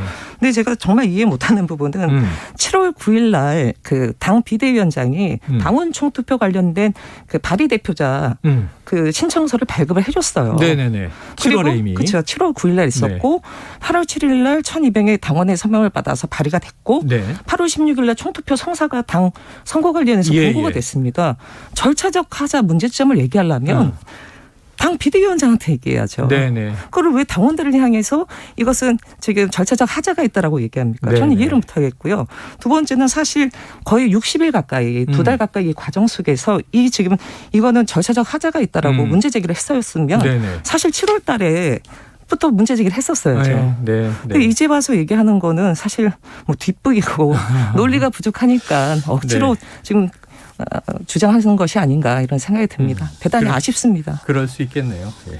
사실 그때 그 방법보다는 이 방법이 더 좋소 하고 이제 토론을 그럼요. 치열하게 했더라면 그 사실 일체 이와 관련돼서 이의 제기나 이런 것들이 전혀 없었습니다. 그래서 사실 이렇게 뒤늦게 이런 주장을 하시는 게 논리가 너무 군색하기 때문에 그런 거 아닌가 저는 그렇게 생각이 듭니다. 그러니까요. 투표가 지금 진행되고 있는 상황까지 왔는데 자, 그런데 이게 권고안이지 않습니까? 네. 이게 총투표를 통해서 사퇴 권고안이 가결됐어요. 가정해서. 네. 그런데 구속력은 없습니다. 네. 그러면 총사퇴 안 할 수도 있는 거잖아요. 혹시 그러면 어떻게 되나요? 저는 그럴 것이라고 생각하지는 않습니다. 왜냐하면 정의당은 당원에 의한 당이라는 것이 정의당 당 운영의 가장 핵심이고요. 비례대표 국회의원들은 다른 누구가 아닌 당원에서 선출되신 분입니다. 만약에 사퇴가 가결됐고 근데 만약에 물러나지 않는다 이렇게 하시면 당원에 의한 당이라는 당 운영의 원칙도 그리고 책임 정치라는 당이 늘 주장했던 부분도 다 흔들리게 되고 무너지게 되는 것이죠. 저는 그렇기 때문에 이게 지금 강제성이 없다라고 할지라도 그 무게를 비례대표 국회의원들이 쉽게 여기진 않을 것이다. 이렇게 생각하고요. 일각에서는 자꾸 강제성이 없다 말씀하시는데 이 강제성이라는 이것이 사실상 어찌 보면 사법적 잣대 아니겠습니까? 근데 정치하는 곳입니다. 정당은. 그리고 정치 결차세로서 이를 정치적으로 해결해야 되는데 정치가 경계해야 되는 것 중에 하나가 정치의 사법화 아니겠습니까? 우리 국민들 최근에 국민의힘을 보면서 이 정치의 사법화가 얼마나 문제가 많은지 매일 묵도하고 계십니다. 정의당은 국민의힘과 다르고요. 당원들의 결정을 존중할 것이라고 저는 믿습니다. 자, 이제 정호진 전 대변인의 입장을 쭉 지금 이제 들어봤는데 끝으로 하나 여쭤보죠. 지금 우리 청취자분들은 이게 뭐지 잘 모르시는 분들도 많을 수 있어요. 일반 국민적 시각에서 생각을 해보면 자, 정의당의 비례대표 5명이 권고안에 의해서 만약 사퇴를 했다. 전제를 하고 그러면 후순위의 5분이 다시 그 자리를 채우잖아요. 그럼 6석은 그대로 유지가 되는 겁니다. 그럼 그 어떤 인물들이 올라오는 거지? 이런 것도 궁금할 테고 그렇다면은 정말 이게 새로운 혁신의 어떤 시발점이 될 것인가? 이것도 궁금하실 거거든요. 답변을 좀 주시죠. 제가 후순위 분들 한 분 한 분 예를 들어 이 당원총 투표와 관련돼서 연락을 하거나 접촉을 한 적이 한 번도 없습니다. 네네. 그리고 그분들이 예를 들어 가결돼서 비례대표 국회의원들이 사퇴 이후에 승계에 대한 부분은 개인의 또 판단이 있는데 네네. 그걸 어찌할지에 대해서도 저도 잘 모르겠습니다. 그래서 그거는 일단은 사퇴 우리 당원총 투표 결과가 나온 후에 네네. 말씀드리는 게 더 적절하지 않을까. 뭐 제가 그분들을 일일이 접촉을 하지 않았기 때문에 대단히 좀 조심스러운 부분이어서 네. 그렇게 좀 말씀을 드리고 싶고요. 네. 정치라는 것에서 가장 어려운 혁신, 쇄신이 저는 인적 쇄신, 인적 혁신이라고 봅니다. 네. 정의당이 정말 다시 한번 국민들에게 신뢰를 얻기 위해서 우리가 갖고 있는 가장 큰 자산인 비례대표 국회의원들 기득권들을 내려놓고 다시 네. 쇄신하겠다라는 것들을 말씀드리는 것이거든요. 그래서 네. 다시 한번 정의당이 국민들에게 사랑받고 신뢰받고 진보 정당으로서 존재감을 다시 한번 확인할 수 있도록 이번에 당원총 투표를 통해서 네. 강력하게 국민들께 쇄신의 울림을 드리고자 하는 것입니다. 예, 알겠습니다. 쇄신의 울림, 이게 이제 방점이라는 생각이 들고요. 결국은 지금 정의당의 좀 이 뭐랄까요, 지리멸렬한 상황에 대한 정치적 책임을 묻는 과정이다. 이렇게 저는 이해했습니다. 네. 자, 오늘 말씀 여기서 정리하죠. 말씀 고맙습니다. 네, 감사합니다. 예, 지금까지 정호진 전 정의당 수석 대변인이었습니다. 최영일의 시사본부는 여러분과 함께합니다. 짧은 문자 50원, 긴 문자 100원이 드는 샵 9730. 라디오 어플 콩과 유튜브는 무료로 참여하실 수 있습니다.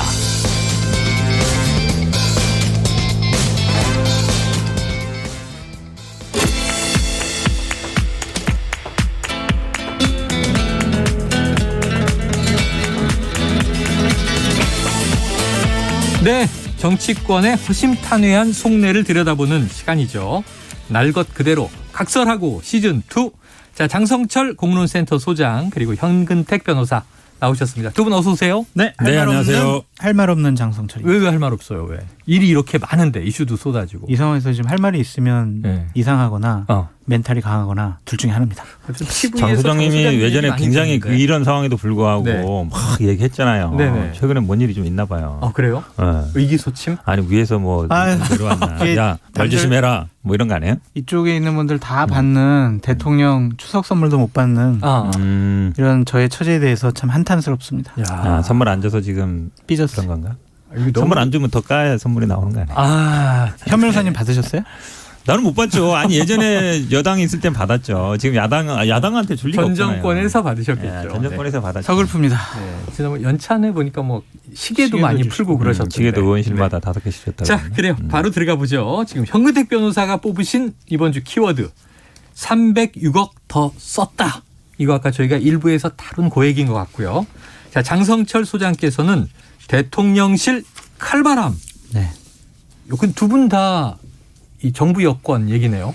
야당 할 얘기가 없어요. 왜요? 아무리 지금 봐도. 전당대회 끝나고 막 뭐 으쌰으쌰 하는데. 할 얘기가 제가 사실은 원래 여당 얘기하고 싶었거든요. 네네. 근데 장 소장님이 선점했대요. 그래서 뭐야? 나는 원래 내가 여당하고 야당 해야 되는데. 현 변호사님이 다 하세요, 그럼. 다 하시고 저는 서브로 할게요. 그냥. 네, 서브로. 네. 야, 자 들어가 보죠. 현 변호사님 어제 SBS 보도로 이제 나왔는데 네네. 지금 306억 더 썼다. 이거 대통령실 용산 이전 비용 얘기죠? 그렇죠. 그러니까 뭐 이게 306억만 더 썼겠어요. 저는 뭐 더 썼을 수 있다 보는데 처음에 이게 아마 뭐 500억 안쪽 496억 이렇게 얘기했는데 네. 나중에 최근에 보니까 한 300억 정도 더 유용했다는 거잖아요. 다른 데 예산을 유용했다는 건데 뭐 이걸로 다 될까요? 왜냐하면 그 당시에도 논란이 많았어요. 네. 우리 사성장군 출신 김병지 의원은 네. 일주 든다 이랬거든요. 네, 거기에는 뭐가 들어갔냐면 결국은 국방부 건물로 들어간 거잖아요. 그렇죠. 국방부는 합참으로 들어가고 합참이 나중에 저기로 가야 되거든요. 남태령으로. 그렇죠. 합참 옮길 때 막 처음에는 얼마 안 된다 그러다가 1200억 그러다가 최근에 뭐 공관까지 이전하면 3500억 든다는 거 아니에요. 네. 더 들지. 거기 또 무슨 미군 호텔도 하나 있어요. 그 호텔도 사실은 우리 때문에 옮겨줘야 되면 그 호텔 이전돼도 한 3천억 든다는 거예요. 네.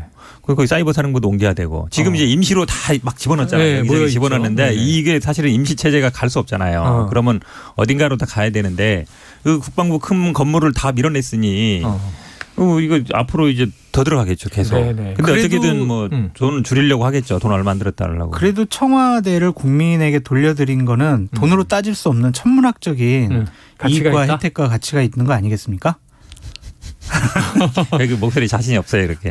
목소리 네. 자신이 없고 네. 현 변호사님 그냥 웃지요. 네, 왜냐하면 이게 사실은 그럴 만한가라고 평가를 많이 하는 거예요 국민들이 네. 처음부터. 왜냐하면 뭐 대통령실 옮기는 게 그런 간단한 일은 아니잖아요. 근데 뭐 처음에 원래 글로 간다도 얘기 안 했잖아요. 광화문 간다 그랬으면 누가 얘기했는지 모르는데 국방부도 있습니다 했겠죠. 근데 일단은 결정하고 나서 이제 나중에 이게 다 해결하려니까 잘 안 되죠. 네. 그 당시에도 뭐 아시겠지만 뭐 지하에 벙커 있냐 없냐 얘기했는데 지금도 보면 이제 관저에 그 얘기 나오잖아요. 헬기장이 있느냐 없느냐. 네네네. 관저에는 또 옛날 대통령 관저 같은 경우는 다 지하로 다 연결돼 있고 네네. 이렇게 한데 거기서 만약에 문제가 생기면 뭐 어떻게 밑으로 갈 수는 없잖아요. 네. 그렇다고 헬기도 없고 헬기장 그냥 공터에 한다는데 헬기가 아무데나 막 내리고 그러면 아주 위급할 땐 그럴 수 있죠. 근데 그러다가 옆에 주변에 있는 사람들 피해 주면 어떡해요. 그러니까 원래 딱 이격거리 두고 하는 거거든요. 그럼 만약에 어떤 문제가 생기면 갑자기 어디로 피할 데도 없고 그래서 다 지하 벙커 만들어 놓는 건데 예전에 그 외교부 장관 공관에 뭐 지하 벙커가 있겠습니까? 네. 참 어찌 보면 참 안 되는 일들을 계속 하고 있어요. 말씀을 정리하면 이제 뉴스 보도에는 이제 전용 306억이 더 전용됐다. 아까 현 변호사님 유용 이렇게 또 표현을 쓰셨는데 자 전용입니다. 그런데 이제 문제는 어쨌든 이게 관저에만 306억이 더 들어갔고 지금 말씀하신 대로 도미노 현상이 쭉 이어지면 더 많은 예산이 들 것이다. 이거 장 소장님도 끄떡끄떡 하셨는데 이게 관저가 아니고 청와대 이전에. 대통령실이에요. 대통령실 이전에. 그렇죠. 관저는 안 해요. 25억 정도. 관저는 한남동 관저입니다. 그렇죠. 대통령실 이전에 대통령실 맞습니다. 이전. 자, 그런데 왜 이렇게 비용이 많이 드느냐 하고 이제 국민들은 궁금해지는 거예요. 이런 보도를 보니까 애초에 예산 산정이 너무 그럼 잘못됐다는 얘기가 돼버리니까 그 온라인상에서 호화 관저 아니냐 이런 의혹도 난무하던데 장 소장님은 어떻게 생각하세요? 잘 모르겠습니다. 왜냐하면은 뭐 25억 가지고 어떻게 리모델링 했는지는 잘 모르겠어가지고 호화 관저라고 하는 것이 어떤가라는 생각도 들고 일설의 보도에 의하면은 뭐 화장실 변기가 2천만 원짜리다라는 건데 그것도 뭐 확인된 사항도 아니고 이것은 국정감사 때 민주당에서 대통령실로부터 자세하게 좀 자료를 받아봤으면 좋겠어요. 네네. 그래야 이제 국민들이 정확한 사실을 알지 떠돌아다니는 얘기만 갖고 비판하고 방어하기가 상당히 어렵다. 할 말이 없다라고 말씀드립니다. 자, 이거 뭐 정기국회 시작됐고 이전에 이미 뭐 운영위에서도 이 이야기들이 다뤄지고 있으니까 좀 국회에서 이 CCBB 관련 자료 다 내놓게 되거든요. 그렇죠. 국회는 그거 보고 판단해요. 이게 아마 이제 비용이 대통령실 이전하고 관저 비용 다 합쳐서 나온 거예요. 네네네. 그러다 보니까 이제 포함돼 있는 거죠. 그렇죠. 관저 비용이 얼마냐는 이제 아직 구분이 안 되는 거라 이제 전체에 포함된 비용 이런 이야기가 나오지만 그렇죠. 결국은 대통령실 이전 전체에 496억을 처음에 배정받았는데 그렇죠. 306억이 추가됐다. 근데 이제 한남동 관저는 25억 내외의 공사비가 든다. 자, 이거 뭐 만들어져 봐야 알지. 지금 한남동 관저도 곧 입주한다 했는데 이제 9월 입주 예정인 것 같아요. 아, 그래요? 네. 근데 이 전용 예산에 보니까 뭐 의경들 급식비 11억도 전용했다 그랬는데 이게 왜 문제냐면 네. 그 대통령실 이전했을 때 이제 거기 경비하시는 분들 있잖아요. 의경도 있고 그다음에 이제 그 경호부대들이 있는데 이분들이 어디 뭐 숙소도 제대로 없고 쉴 데도 없고 뭐 이런 얘기 나왔었거든요. 네. 급하게 하다 보니까 네네. 그때 막 언론에 나왔잖아요. 네, 막 맞아요. 옷도 막 그냥 어디 걸려 있고 쉴 데도 없고 그러는데 사실은 이제 젊은 분들이잖아요. 의경분들이 먹는 게 제일 중요하거든요. 젊은 분들이 군대 대신 가시는 분들이. 군대 급식 얘기 좀 간혹 또 문제가 됐습니다. 사실은 어찌 보면 다른 예산은 모르겠어요. 이런 건 모르겠는데 이런 분들 뭐 먹는 비용 전용하고 이건 아닌 것 같아요. 저 프레임 가져올 줄 알았어요. 아니 왜 그러냐면 이거 대통령실 이전할 때도 그분들 너무 홀대한다. 그런 얘기 있었거든요. 네. 그래서 막 앉아서 자기도 하고 막 이런 걸 봤는데 그건 너무 아닌 것 같아요. 그래요. 아닌 것 같다. 소장님 그만하죠. 반론 이제 없어요? 뭐 더 네? 할 얘기 없는데. 오늘은 전혀 반론이 없어요. 아니 아까 할 말이 없다고 그랬잖아요. 할 말이 없다. 계속 컨셉인 것 같습니다. 그러니까 이렇게 주장할 수 있죠. 의경 대체 지원 비용입니다. 아직까지 뭐 완전히 깎은 것도 아니고 더 의경이 투입될 상황을 가정을 해서 이거를 급식비를 놓은 건데 예비비처럼 잡아놓은 건데. 근데 뭐 대체가 뭐 그만큼 안 되니까 네네. 그냥 급식비에서 좀 뺀 거다. 그러니까 의경을 한 1,000명 정도 네. 경비로 하려고 그랬는데 500명만 했다. 그래서 나머지 500명 분의 급식비는 뺀 거다. 이런 식의 해명은 가능하겠지만 예. 이것도 제 뇌피셜이거든요. 네네네. 그러니까 정확한 사실은 어쨌든 쓴 쪽에서 네. 알려줘야지 알 수가 있어요. 그러니까 이게 안 좋아요. 뭐냐면 정확히 해명해야 돼요. 왜냐하면 현 변호사님 얘기했던 것처럼 이런 공격이 들어오면. 아니 의경들 바깥 뺏어가지고 관절을 고쳤어? 대통령실 이전했어? 이러면 국민들 화나잖아요. 네네네. 그게 아닙니다라고 정확한 정보 공개를 해야 된다라고 말씀드려요. 아니 비용 만약에 숫자를 줄이면 돼지고기 먹일 거 소고기 먹이면 되잖아요. 그러니까 저렇게 나오니까 그거를 예산이 알고 뭐 그대로면 그럼요. 오히려 또 하면은 더 먹여야지. 그렇게 생각할 수도 있긴 있네요. 그럼요, 당연하죠. 근데 그렇게 되면은 왜 의경만 소고기 주냐, 순경은 왜 소고기 안 주냐. 그렇게 나오면은 또 감당할 수가 없잖아요. 그러니까 정확한 사실을 대통령실에서 공개하세요. 정보를 공개하고 정확한 팩트를 놓고 다투는 것이 필요하다. 투명하게 하시면 오히려 됩니다. 그렇지 않으면은 이제 프레임에 더 걸릴 수가 있다. 네. 그래 알겠습니다. 돼지고기 소고기 논쟁이 됐어요. 자 의경의 밥을 뭐 뺏는 것은 아니겠지만 어쨌든 정보 공개가 중요합니다. 자 윤 대통령 장모와 김건희 여사 등이 관련된 경기 양평군 공흥지구 개발 특혜 의혹을 수사하는 경찰관이 취임식에 특별 초청을 받아서 참석했다. 이게 취임식 초청 명단이 계속 시끌시끌 논란인데 장 소장님 이거 좀 정리해 주세요. 아니 PD님 저 안 나온다고 그랬잖아요. 오늘 왜 나 불렀어요? 오늘 안 나온다고 그러셨어요? 네. 그렇게까지? 배 아파가지고 안 나오려고 그랬는데. 배가 아플 예정이셨군요. 현 변호사님이 얘기하세요. 현 변호사님 어떻게 돼? 이게 뭐 사건은 아시잖아요. 공흥지구의 이제 장모. 이게 대선 예전에 과정에서 아파트를 많이 보도됐죠. 그렇죠. 아파트를 지은 게 특혜 아니냐. 뭐 농지법 위반 아니냐 이 얘기였는데. 죄송합니다. 그 당시 뭐 압수수색도 하고 그랬어요. 근데 수사가 어느 관할이냐면 경기 남부청 반부패 수사대. 이분이 경위가 이제 계급이 경인데 경위 정도면 이제 수사 팀장이나 실무하시는 분이에요. 실무를 하시는 분인데 하필이면 이분이 이제 초청 받아서 갔다는 거예요. 공문이 내려와서.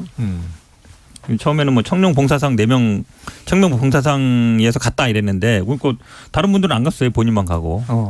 그럼 이상하잖아요. 하필이면 수사 받는 분이 근데 처음이 아니잖아요. 도이치모터스 그 회장 아들도 갔죠. 그다음에 뭐 보수 유튜버도 있었죠. 뭐 이러다 보니까 초청자 명단이 결국은 제시하라 이러는데 이상민 장관이 나와서 없다 이랬잖아요. 근데 이제 이거 대통령 기록물인데 입법 위반이에요. 뭐 이런 얘기 나오니까 그게 실무자가 실수다. 뭐 공문에 하는데 있다 이렇게 말을 바꾸잖아요. 하필이면 실무자 실수래요.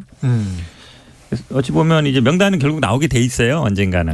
왜냐하면 이게 대통령 기록물이기 때문에 그 자체가 없으면 위반이 되는데. 아니 언론은 보는 것 같아요. 그러니까 취재 계속 하나씩 나오는 거잖아요. 계속 나오는 건데 그냥 이럴 바에는 그냥 국회 공개하고 그냥 뭐 누가 초청했다 해버리는 게 나아요. 계속 나올 거예요 아마. 왜냐하면 제가 보기에 이런 분들 이해관계 있는 이런 분들이 한둘이 아니까네요. 초청한 거 보면 그러면 하나 나올 때마다 이 얘기가 이슈가 돼요. 한 번에 그냥 다 털어버리면 그냥 뭐 한 일주일 욕 먹고 마는데.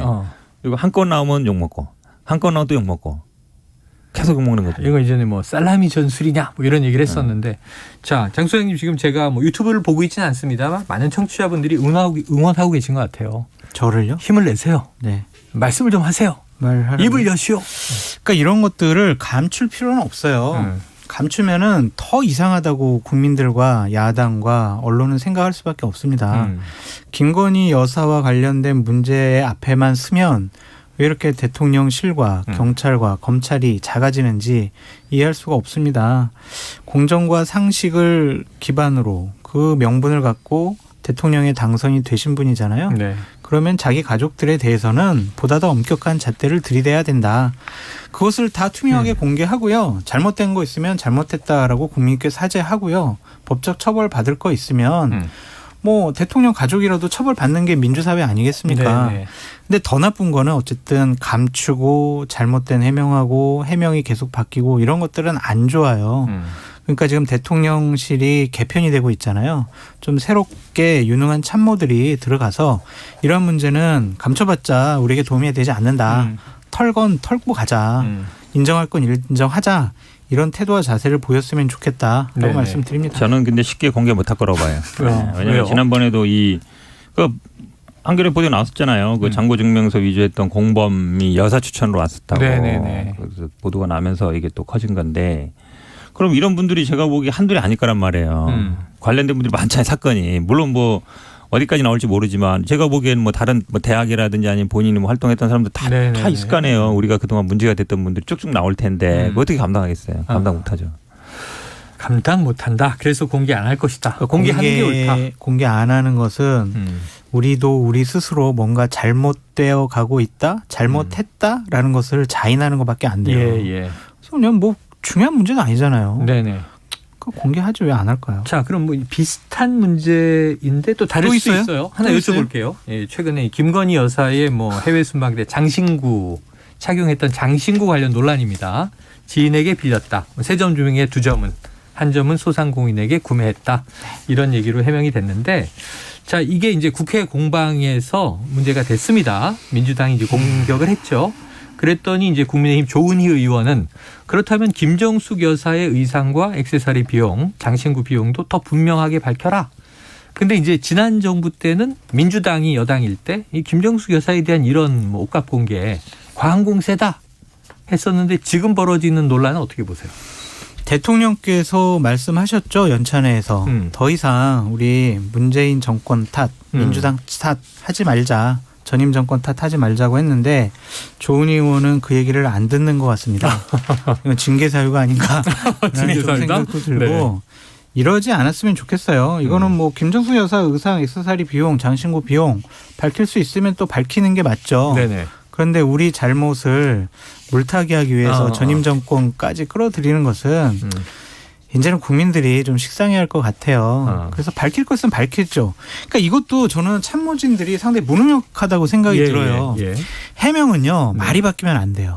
처음부터 정확한 사실을 통해서 잘못한 건 잘못했다고 인정을 하면 되는데 제가 보기엔 김건희 여사한테 정확하게 확인도 하지 않고 공보단 쪽에서 대변인실 쪽에서 이런 것들을 그냥 빌렸다고 합시다. 이렇게 간단하게 생각했던 것 같습니다.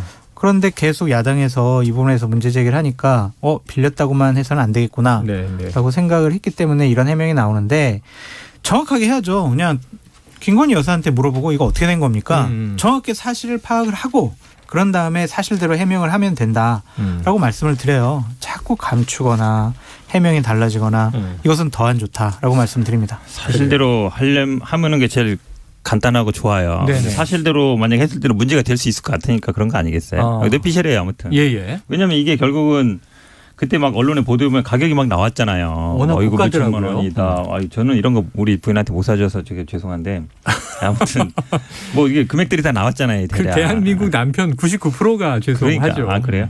그때 사주는 분들도 있다 그래가지고. 네. 근데 아무튼 뭐 고가인 게 나왔는데 그런데 이제 500만 원 이상은 재산 등록을 해야 되고 네네. 그러다 보니까 재산이 빠졌잖아요. 근데 한두 푼이 모르겠는데 재산 이 정도 빠지면 문제 되거든요. 네. 이건 대통령이 재산을 등록하는 거기 때문에 대통령한테 문제가 생겨요. 그러다 보니까 빌렸다라고 얘기했는데 당시에 뭐 대통령실은 아니라 했는데 처음에는 전용기 의원한테 뭐 현지에서 빌렸다 이랬는데 나중에 아니다 국내에서 2개 빌리고 하나 샀다 이러면 그러면 이제 누구한테 빌렸냐 당장 나오는 거잖아요. 네네. 언제 빌렸냐 언제 누구한테 빌렸냐 그러니까. 얘기해야 되는 거고 만약에 뭐 소상공인한테 샀다 그러면 얼마에 샀냐 영수증이 나와야 되는 거잖아요. 근데 또 그 후에 또 그 언론 보도를 보니까 그 전에도 하고 다녔다. 그럼 그 전부터 빌렸냐? 그럼 연고이 빌린 거냐? 뭐 공짜로 빌렸냐? 이런 얘기를 안 나올 수가 없잖아요. 그러니까 이게 클리어한 거는 차라리 그냥 재산 정정신고 할 수 있거든요. 약간 뭐 과태료 같은 거 나올 수도 있고 그냥 내 건데. 빠뜨렸다. 처음 해봐서 맞거든요. 이분 어쨌든 재산 등록을 처음 한 거니까 부동산이나 뭐 자동차 이런 것만 할 줄 알았지 뭐 동산이라든지 이런 건 잘 몰랐다. 그냥 만약에 누락했으면 그렇게 하는 게 낫지. 이걸 자꾸 뭐 빌렸다 뭐 이렇게 자꾸 하려고 그러면 끝이 안 나요.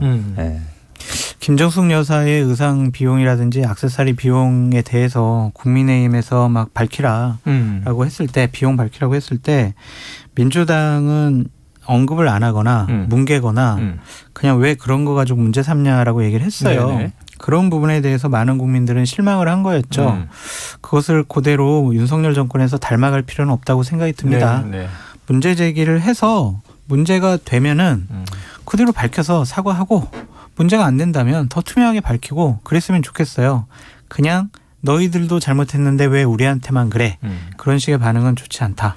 정권 교체를 원했던 사람들에게 실망감을 주는 행동이다라고 말씀드립니다. 네. 그렇다고 또 이런 거 가지고 또 민주당에서 그렇게 또 하는 거는 좀 그래요. 무슨 어디 무슨 뭐 뭐 모르겠어요. 명품 뭐 얼마 막 이러지는 않았던 것 같아요. 네. 그리고 사실 그 뭐 브로치 이런 것도 나중에 보니까 뭐 어디 남대문에 샀다는 거잖아요. 뭐 2억짜리 막 이랬는데 게뭐 2만 원이었다 이렇게. 그러니까 우리 얘기하면 돼요. 이게 어디 사고 뭐 누가 제작했다든 예를 들어 그 당시 결국 나왔잖아요. 그 제작하신 분이 내가 그거에서 줬다 나왔잖아요. 그럼 예를 들어서 빌려준 분이 그거 내가 빌려줬다.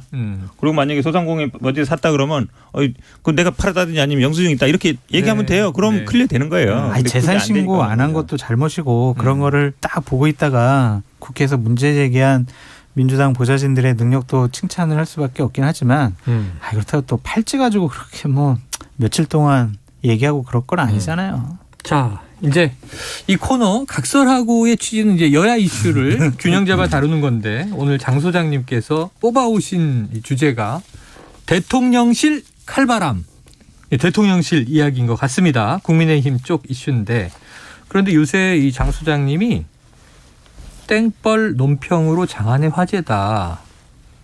넋을 났어요. 이거 뭐예요? 난 이제 지쳤어요. 땡벌. 그러니까 비판하기가 지쳤다. 평론하기가 지쳤다. 나는 지친 땡벌이다. 왜냐? 네. 비판을 하고 평론을 해도 듣지를 않는다. 네네. 고쳐지질 않는다. 무력감이 든다. 그런 차원에서 제가 땡벌이라고 했습니다. 스스로. 네. 무력감이 듭니다. 아니 전 기운이 없습니다. 저는 잘못 이해를 해서 되게 신나시나 보다. 왜요? 대기실에서 무반주로 땡벌을 부를 수 있다 그러셔가지고 굉장히 흥이 나시나 보다 그랬더니 반대네요. 그러니까 이제 저는 보수파 쪽에서 계속 정치를 해왔었고 그쪽에 몸을 담았던 사람인데 저는 비판을 하면 조금이라도 나아질 줄 알았는데 그러질 않는 것 같아요. 그래서 권력을 잡으면 사람들은 변하고 본인의 권력을 확대하고 행사하기 위해서만 몰두하는구나. 당과 보수 진영과 국민을 위해서는 정치를 하지 않는구나. 정권 교체해도 변하지가 않는구나. 그러한 무력감이 있습니다. 대신에 이제 옳은 평론을 하면 우리 청취자분들이 응원을 해주세요. 그런데 저는 옳은 평론한다고 생각하는데 민주당 지지자분들은 저를 원래 싫어하고 왜냐하면 저는 이재명 당대표와 민주당에서 비판을 하니까 그리고 보수 우파 쪽에 있는 지지자분들은 너는 왜 외부 총질하냐. 당원도 아닌 게. 그러니까 저는 양쪽에서 욕을 얻어먹고 있죠. 욕먹는 건 뭐 어려운 건 아닌데 그래도 좀 나아져야 되잖아요. 근데 그런 모습들이 아직까지는 보이지 않고 있다. 그래서 좀. 이제 3개월밖에 안 지났는데 벌써 그렇게 지쳤어요. 땡벌인데. 아니 지금 내가 했던 마라톤으로 치면 지금 5km도 안 가는데 지금. 100여일 지났고요. 1700여일 남았습니다. 그러니까. 자, 그런데 요건 여쭤볼게요. 대통령실 칼바람을 들고 오셨으니까 추석 전에 대통령실 내부에 이제 인사를 좀 쇄신하겠다. 이런 작업이 되고 있는데 맞습니다. 고강도로 많이. 그런데 이 얘기를 계속 하다 보니까 그동안 윤핵관 이렇게 뭉뚱그려 얘기했던 게 아니다. 이 안에 잘 보면 장 라인도 있고 권 라인도 있고 또 다른 라인도 있다.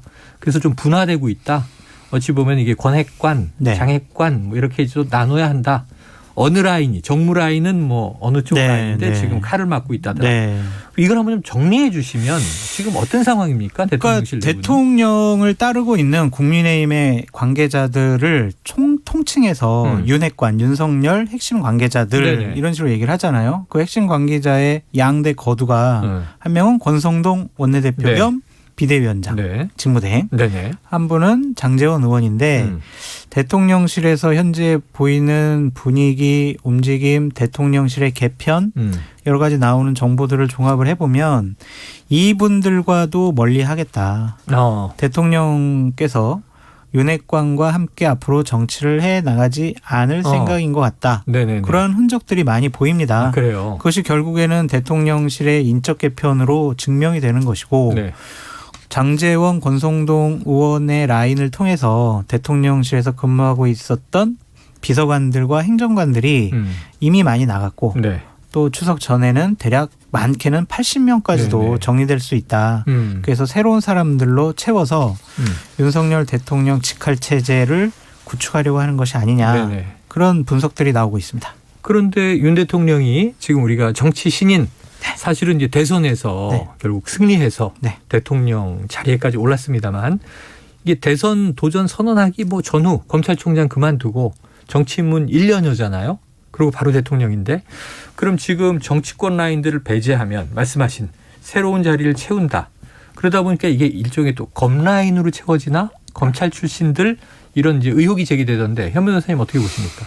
첩보가 그렇죠. 좀 있으세요? 아니 뭐 저야 첩보 있겠습니까? 우리 장 소장님의 첩보 있겠지만. 근데 어쨌든 지금 흘러가는 걸 보면 예전에 정치인들이 보면 예를 들어 국민의힘이 예를 들어서 뭐 친이를 쳐내면 친박이 있다든지 뭔가 이제 대안이 있어야 되는 거잖아요. 근데 지금은 정치권에는 대안은 없는 것 같아요. 예를 네네. 들어서 물론 뭐 공천을 바라보기 때문에 초재선 의원들이 붙어 있지만 이분들이 뭐 핵관이라 하기는 좀 그렇잖아요. 예, 개인적으로 그러면 예를 들어 지금 물론 대통령실은 뭐 인사, 총무, 공직기강 다 이제 검찰 출신이 잡고 있으니까 이분들을 통해서 그분들은 하나도 내치지 않고 그분들 통해서 뭐 예를 들어서 정무라든지 아니면 뭐 시민사회라든지 그런 사람들을 정리하고 있잖아요. 근데 그분들이 다 제가 보기에는 오히려 무슨 장제원 라인 이런 거보다는 이제 국민의당 사람들, 여의도 정치했던 사람들 그런 사람들이거든요. 그러니까 정리하는 사람들은 정치랑 관계없는 사람들이고 한마디로 얘기하면 윤석열 대통령이 그렇지 않아도 뭐 정치 잘 모른다. 정치인들에 대한 불신이 깊다. 뭐 안 믿는다, 못 믿는다는 얘기 있는데 그럼 어떻게 할 거냐. 그러니까 뭐 예를 들어서 뭐 새롭게 뭐 당을 만들 건지 아니면 다른 누구와 이제 손을 잡을 건지 그런 게 저는 참 궁금해요. 의아하고. 왜냐하면 지금 뭐 장제원이라는 게 단순히 장제원 의원 한 분이 아니잖아요. 예전에 어쨌든 뭐 선진연재라든지 뭐 예를 들어서 뭐 이명박, 친이명박계 이런 분들을 볼 수 있는데 뭐 사면도 안 시켜줬죠. 우리 뭐 또 김무성 뭐 시켜준다 그래서 또 안 시켜주고 그다음에 지금 그 비서관급들이 어찌 보면 다 정치하던 분들인데 다 쳐내고 이러면 그분들이 지금이야 대통령 임기 초니까 그렇지만 다 돌아서겠죠. 네네. 부글부글 할 거예요. 가장 안 좋은 모습이 뭐냐면 원래 조직에서 문제가 생겼을 때는 책임자가 책임지고 내가 책임질 테니까 내 밑에 부하들은 건들지 마세요. 놔두세요. 네. 이렇게 해야 되거든요. 완전히 반대예요 지금. 위에 수석급들은 다 그대로 있고 밑에 비서관 행정관들만 건드는 거 아니에요. 이럼 나가라 그러는 거잖아요. 근데 권한 행사나 이걸 누가 해요? 책임자가 하잖아요. 예를 들어서 뭐 시민사회 수석하면 수석이 원래 책임지고 나머지 비서관 행정관이 그에 따라서 하는 거잖아요. 근데 이렇게 보니까 들어온 경로가 다 이래. 니들 나가. 밑에 사람 보고. 그러니까 책임을 밑에 사람에 전가하는 게 그런 그분들이 생각하기에 아니 우리는 그냥 시킨 대로 한 건데 왜 우리만 나가라 그래. 나중에 다 적으로 돌아서요. 그분들도 다 어디 뭐 다 정치 10년 20년 하신 분들인데 가장 안 좋은 모습이에요. 알겠습니다. 오늘은 각설하고 시즌2 여기서 정리해야 되겠습니다. 지금까지 장성철 공론센터 소장, 현근택 변호사였습니다. 소장님 힘을 내세요. 힘내겠습니다. 네네. 감사합니다. 그래요. 자, 지금 우리 청취자 문자 보시면요. 1558님. 장 소장님 저는 민주당 지지자인데 소장님 정말 좋아해요. 윤석열 대통령 비판하니까 그런 거 아니에요. 자, 6658님 장 소장님 매력에 점점 빠져들어 갑니다. 감사합니다. 이외에도 뭐 985, 3660님 등 정말 많은 분들이 힘내라 지금 응원하고 계세요. 감사합니다. 힘내가지고 민주당 비판 많이 하겠습니다. 자, 원래 올바른 평론은 외롭습니다. 저도 알지요. 네. 두 분 수고하셨습니다. 감사합니다. Splish splash, I was taking a bath. Long about a Saturday night. Yeah. 점심 먹고 유쾌한 시사 디저트 한 입. 최영일의 시사본부. Well, I stepped out the tub and put my feet on the floor. I wrapped 네, 시사본부 매일 이 시간 청취자분들께 드리는 깜짝 간식 선물이 있습니다. 오늘 편의점 상품권이고요. 코너 들으시면서 문자로 의견 주시는 청취자분들에게 저희가 쏩니다. 짧은 문자 50원, 긴 문자 100원이 드는 샵 9730으로 의견 많이 보내주시기 바랍니다. 자, 경제 이야기를 들어보는 경제본부 시간입니다. KBS 보도본부의 서영민 기자 나와 계십니까? 네, 안녕하십니까? 아니 오늘 이렇게 중요한 날 어디 계신 거예요? 어디 계세요? 저 오늘은 하루 쉬는 날이어서 집에 있는데 전화로 연결하게 됐습니다. 죄송합니다. 그래요. 네네. 오늘 주제가 너무 무거워서 서 기자님을 그냥 전 어제부터 기대하고 있었거든요. 바로 론스타 얘기죠? 그렇습니다. 어제 판결에 관한 내용이 우리 언론에 쏟아졌죠. 네. 우리나라가 론스타에 2억 1,650만 달러를 배상해야 된다.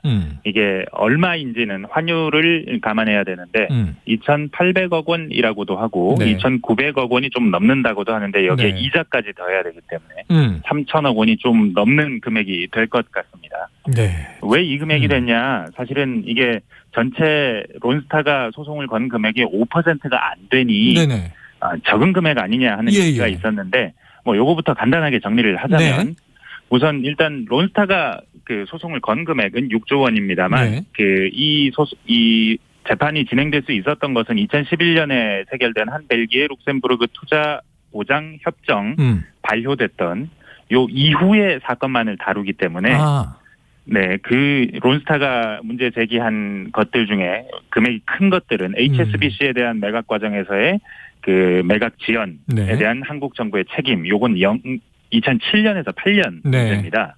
그래서 아예 그냥 판단 대상이 되지 않았고 세금 문제도 전반적으로 그것은 다룰 것이 아니다라고 판단이 되면서 네. 실질적으로 다루어야 할 것은 론스타가 2011년 12월 3일에 그 하나금융에 최종적으로 계약을 하고 그 외환은행을 넘기는데 이 처음에 사인했던 금액과 나중에 최종 계약 금액이 다릅니다.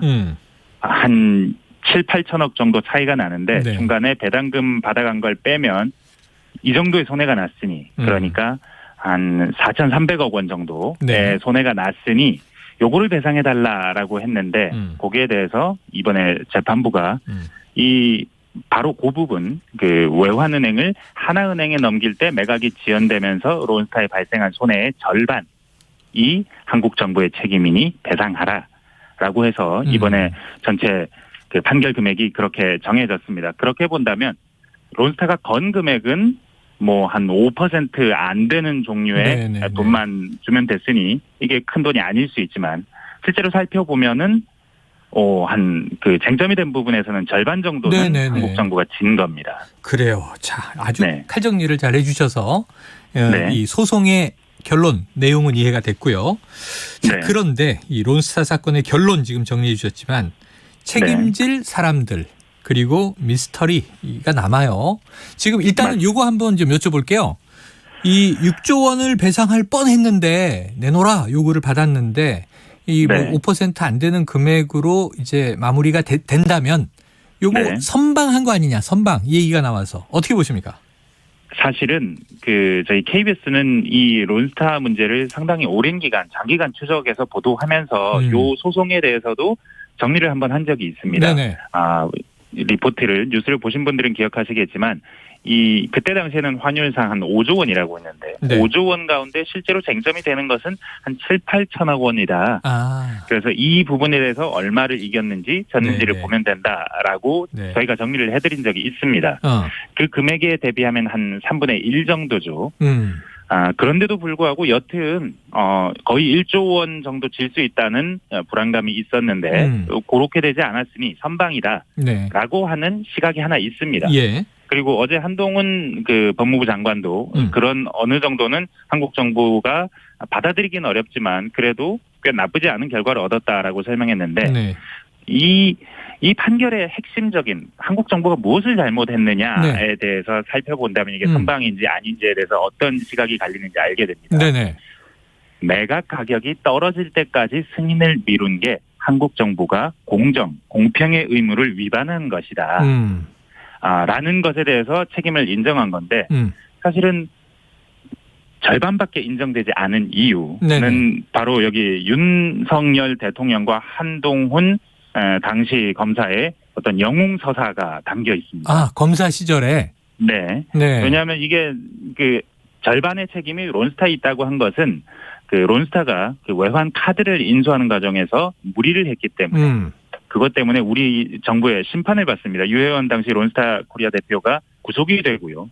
실형도 살고 론스타에게는 수백억 단위의 벌금도 나옵니다. 네네. 그래서 너희들이 잘못해서 그렇게 된 측면이 절반 정도 있다라는 게 인정이 돼서 절반 정도 깎아준 거거든요. 근데 이 잘못했다는 걸 누가 밝혀냈느냐. 당시 대검 중수부에 윤석열 현 대통령과 한동훈 검사가 근무하면서 이 사건의 수사를 했던 겁니다. 론스타 사건을. 네. 네네. 그래서 어느 정도는 절반 정도는 이 검찰의 활약에 의해서 깎여졌으니 선방한 것이다라고 보는 시각 이 하나가 있고요. 네. 다른 하나는 결국 한국 정부가 돈을 3천억 원 이상을 물러주게 됐다는 겁니다. 네네. 이게 뭐 절반을 이겼건 졌건 3천억 원이라는 돈은 적은 돈이 아닌데 그 이유가 하나은행이 인수할 가격을 싸게 만드는 과정에서 한국 정부가 도와줬다는 이유 아니겠습니까? 예. 그러니까 하나은행은 한 6천억, 7천억 정도를 싸게 샀어요. 그래서 하나은행은 당시에는 좋았죠. 한국은 그 하나은행에 그러니까 지금 이 판결문을 보자면 하나은행이 싸게 살 수 있도록 계속 압박했다는 겁니다. 하나은행이 론스타에게 야, 우리나라 정부가 우리가 싸게 사지 않으면 허락해주지 않을 거야. 그러니까 너 조금만 싸게 해줘봐. 싸게 해줘봐. 이런 얘기를 수도 없이 하고 그 얘기에 대해서 론스타가 정말 싸게 해주면 승인되는 건 확실해? 라고 서로 대화한 내용, 회의 내용 이런 서류가 무수히 많이 남아있는 겁니다. 그래요. 네, 이 서류의 근거에서 판단을 한 거거든요. 직접적으로 한국 정부의 서류가 있는 것은 아니지만 하나은행이 한국 정부로부터 압력을 받았다고 진술하는 종류의 내용의 증거들이 남아있는 겁니다. 결국 이건 뭐냐면 한국 정부가 하나은행이 6천억 원 정도 이익을 보는 과정에 개입을 해준 잘못이 있으므로 그 6천억 원 가운데 3천억 원을 배상하라라는 얘기가 되는 겁니다. 한국 정부가 하나은행, 하나금융그룹을 부당하게 도와줬다는 얘기가 될 수도 있는 겁니다. 네네. 자, 그러니까 두 가지 시각. 하나가 본 이익은 6천억, 그중에 3천억은 한국 정부가 되는 돈이 되는 상황. 이게 어떤 의미에서 보호할 수 있는 상황이냐. 분명히 누군가에게 책임이 있는 상황 아니냐라고 물을 수 있는 상황인 겁니다. 지금 이제 말씀 정리를 쭉 해주시니까 이제 또 저도 어렴풋이 가물가물 기억이 나는데 2003년에 론스타가 인수했잖아요. 네, 그렇습니다. 그리고 그 직후부터 여러 문제가 제기됐었는데 아니 70조 원대 가치가 있는 외환은행이 일시적으로 부실하다고 이걸 1조 4천억이 채 안 되는 돈에 헐값으로 매각하는 게 말이 되느냐. 헐값 매각 이 문제. 맞습니다. 그리고 두 번째로는 론스타가 일본에서 뭐 이제 예식장, 골프장 이런 거 하는 산업자본인데 우리나라 은행법은 산업자본에 이렇게 51% 경영권을 줄 수 없지 않느냐 이런 문제. 그 매각 자체가 위법했다 이런 논란은 지금 어떻게 정리가 되는 거예요? 자, 지금 그 부분이 사실은 우리가 이렇게 론스타 이야기를 오랫동안 계속해야 되는 이유가 된 바로 그 단초들입니다. 네네. 결국은 뭔가 책임질 일이 너무 많은 사건이었는데 론스타 사건은. 근데 그 가운데 누가 어떤 책임을 졌느냐 하는 문제로 갈 수밖에 없어요. 방금 말씀해 주신 최초의 2003년도 외환은행의 헐값 매각부터 중간에 산업자본 논란, 그러니까 당초에 인수 자격이 없는 회사가 왜 인수해 갔느냐 하는 논란이 있었고 그 뒤에 HSBC가 인수하려고 하던 과정 혹은 외환카드 주가 조작에 위반 사실이 있을 때 그때 이 인수 자격 내지는 이 대주주 자격을 문제 삼을 수 있었던 순간이 분명히 있었고 그 뒤로 이번에 판결의 대상이 된 왜 매각을 지연시키면서 하나은행에게 이익을 주었느냐라는 책임을 진 부분. 이 과정은 모든 것이 정책 당국자의 결정입니다. 네네네. 네, 이걸 다룬 영화도 있어요. 블랙머니라고 2019년에 개봉한 영화. 조진웅 씨가 주연을 한 영화인데. 맞아요. 큰 의혹들이 뭐 팩스 5장으로 외환은행이 부실한 것처럼 속였다라는 종류의 의혹. 아니면 강제 매각 명령을 내리는 과정에서 자기 돈이 끼어 있던 금융당국의 한 수장이 사익에 따라서 결정을 했다. 네. 뭐 이런 다양한 의혹들이 제기가 됩니다. 근데 이게 사실 실제로 유죄가 난 거는 하나도 없습니다. 그렇죠. 금융당국자들도 구속이 된 적이 있지만 그리고 실제 실형이 구형은 됐지만 아무도 유죄를 받은 사람은 없습니다. 일단 근데 그 사람들이 지금 다 활동하고 있어요. 한독수 당시 현 국무총리시잖아요. 네, 국무총리가 당시에 론스타에서 자문을 했습니다. 외환은행 인수 작전 기간에 2002년에서 3년. 네네. 총리는 지금 모른다. 그 사건에 대해서는 전혀 아는 바가 없었다. 개입한 바 없다. 네, 변향호 전 재정경제부 국장, 이강원 전 외환은행장 다 구속은 됐지만 무죄가 됐습니다. 네, 그리고 추경호 현재 부총리. 는 2023년에 인수할 당시에는 은행 제도 과장, 실무 책임자였고요. 중간에 매각할 당시에는 금융위원회 부위원장이었습니다. 그리고 이창용 지금 한은 총재는 2008년에 당시에 산업자본이어서 론스타가 자격이 없는 것이 아니냐라는 의혹이 제기될 때 이 의혹이 맞는지를 검토하는 금융위원회 부위원장, 차관이었고요. 지금 현재 김주현 금융위원회 위원장, 장관은 당시에 2008년 당시에 이창용 부위원장과 함께 금융위원회 사무처장이었습니다.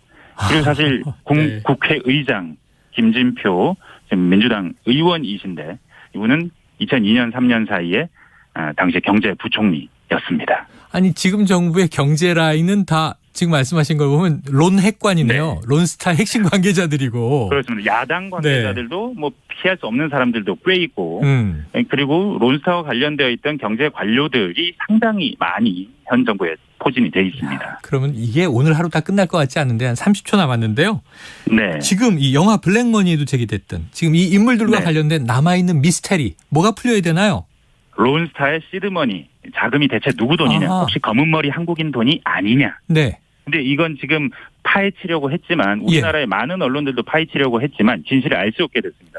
피난처로 갔다가 네. 나온 돈인데 한국인의 돈인 것 같긴 한 큰 돈이 많긴 했는데 네. 그 돈의 주인이 누구인지는 입증되지 않았습니다. 네. 론스타가 사실 실제 주인이 아닐 수도 있다. 론스타의 실제 주인 중에 상당수가 한국인일 수 있다. 혹은 검은 머리 한국인일 수 있다. 소름 끼칩니다. 이거 다음에 네. 한번 더 파보도록 하겠습니다. 그렇습니다. 아유, 오늘 말씀 여기서 정리하죠. 고맙습니다. 네, 감사합니다. 예, 자 KBS 보도본부의 서영민 기자와 경제본부 함께했습니다. 자, 청취자 이 5000님 론스타 자세히 제일 정리 잘해 주셔서 감사합니다. 이렇게 말씀 주셨습니다. 아, 미스테리가 있네요. 자, 오늘 그 편의점 상품권 받으실 분 5000님 비롯해서 0545 5938 4040 8029님입니다. 자, 오늘 여기까지고요. 저는 내일 금요일 낮 12시 20분에 다시 돌아오겠습니다. 오늘도 청취해 주신 여러분 고맙습니다.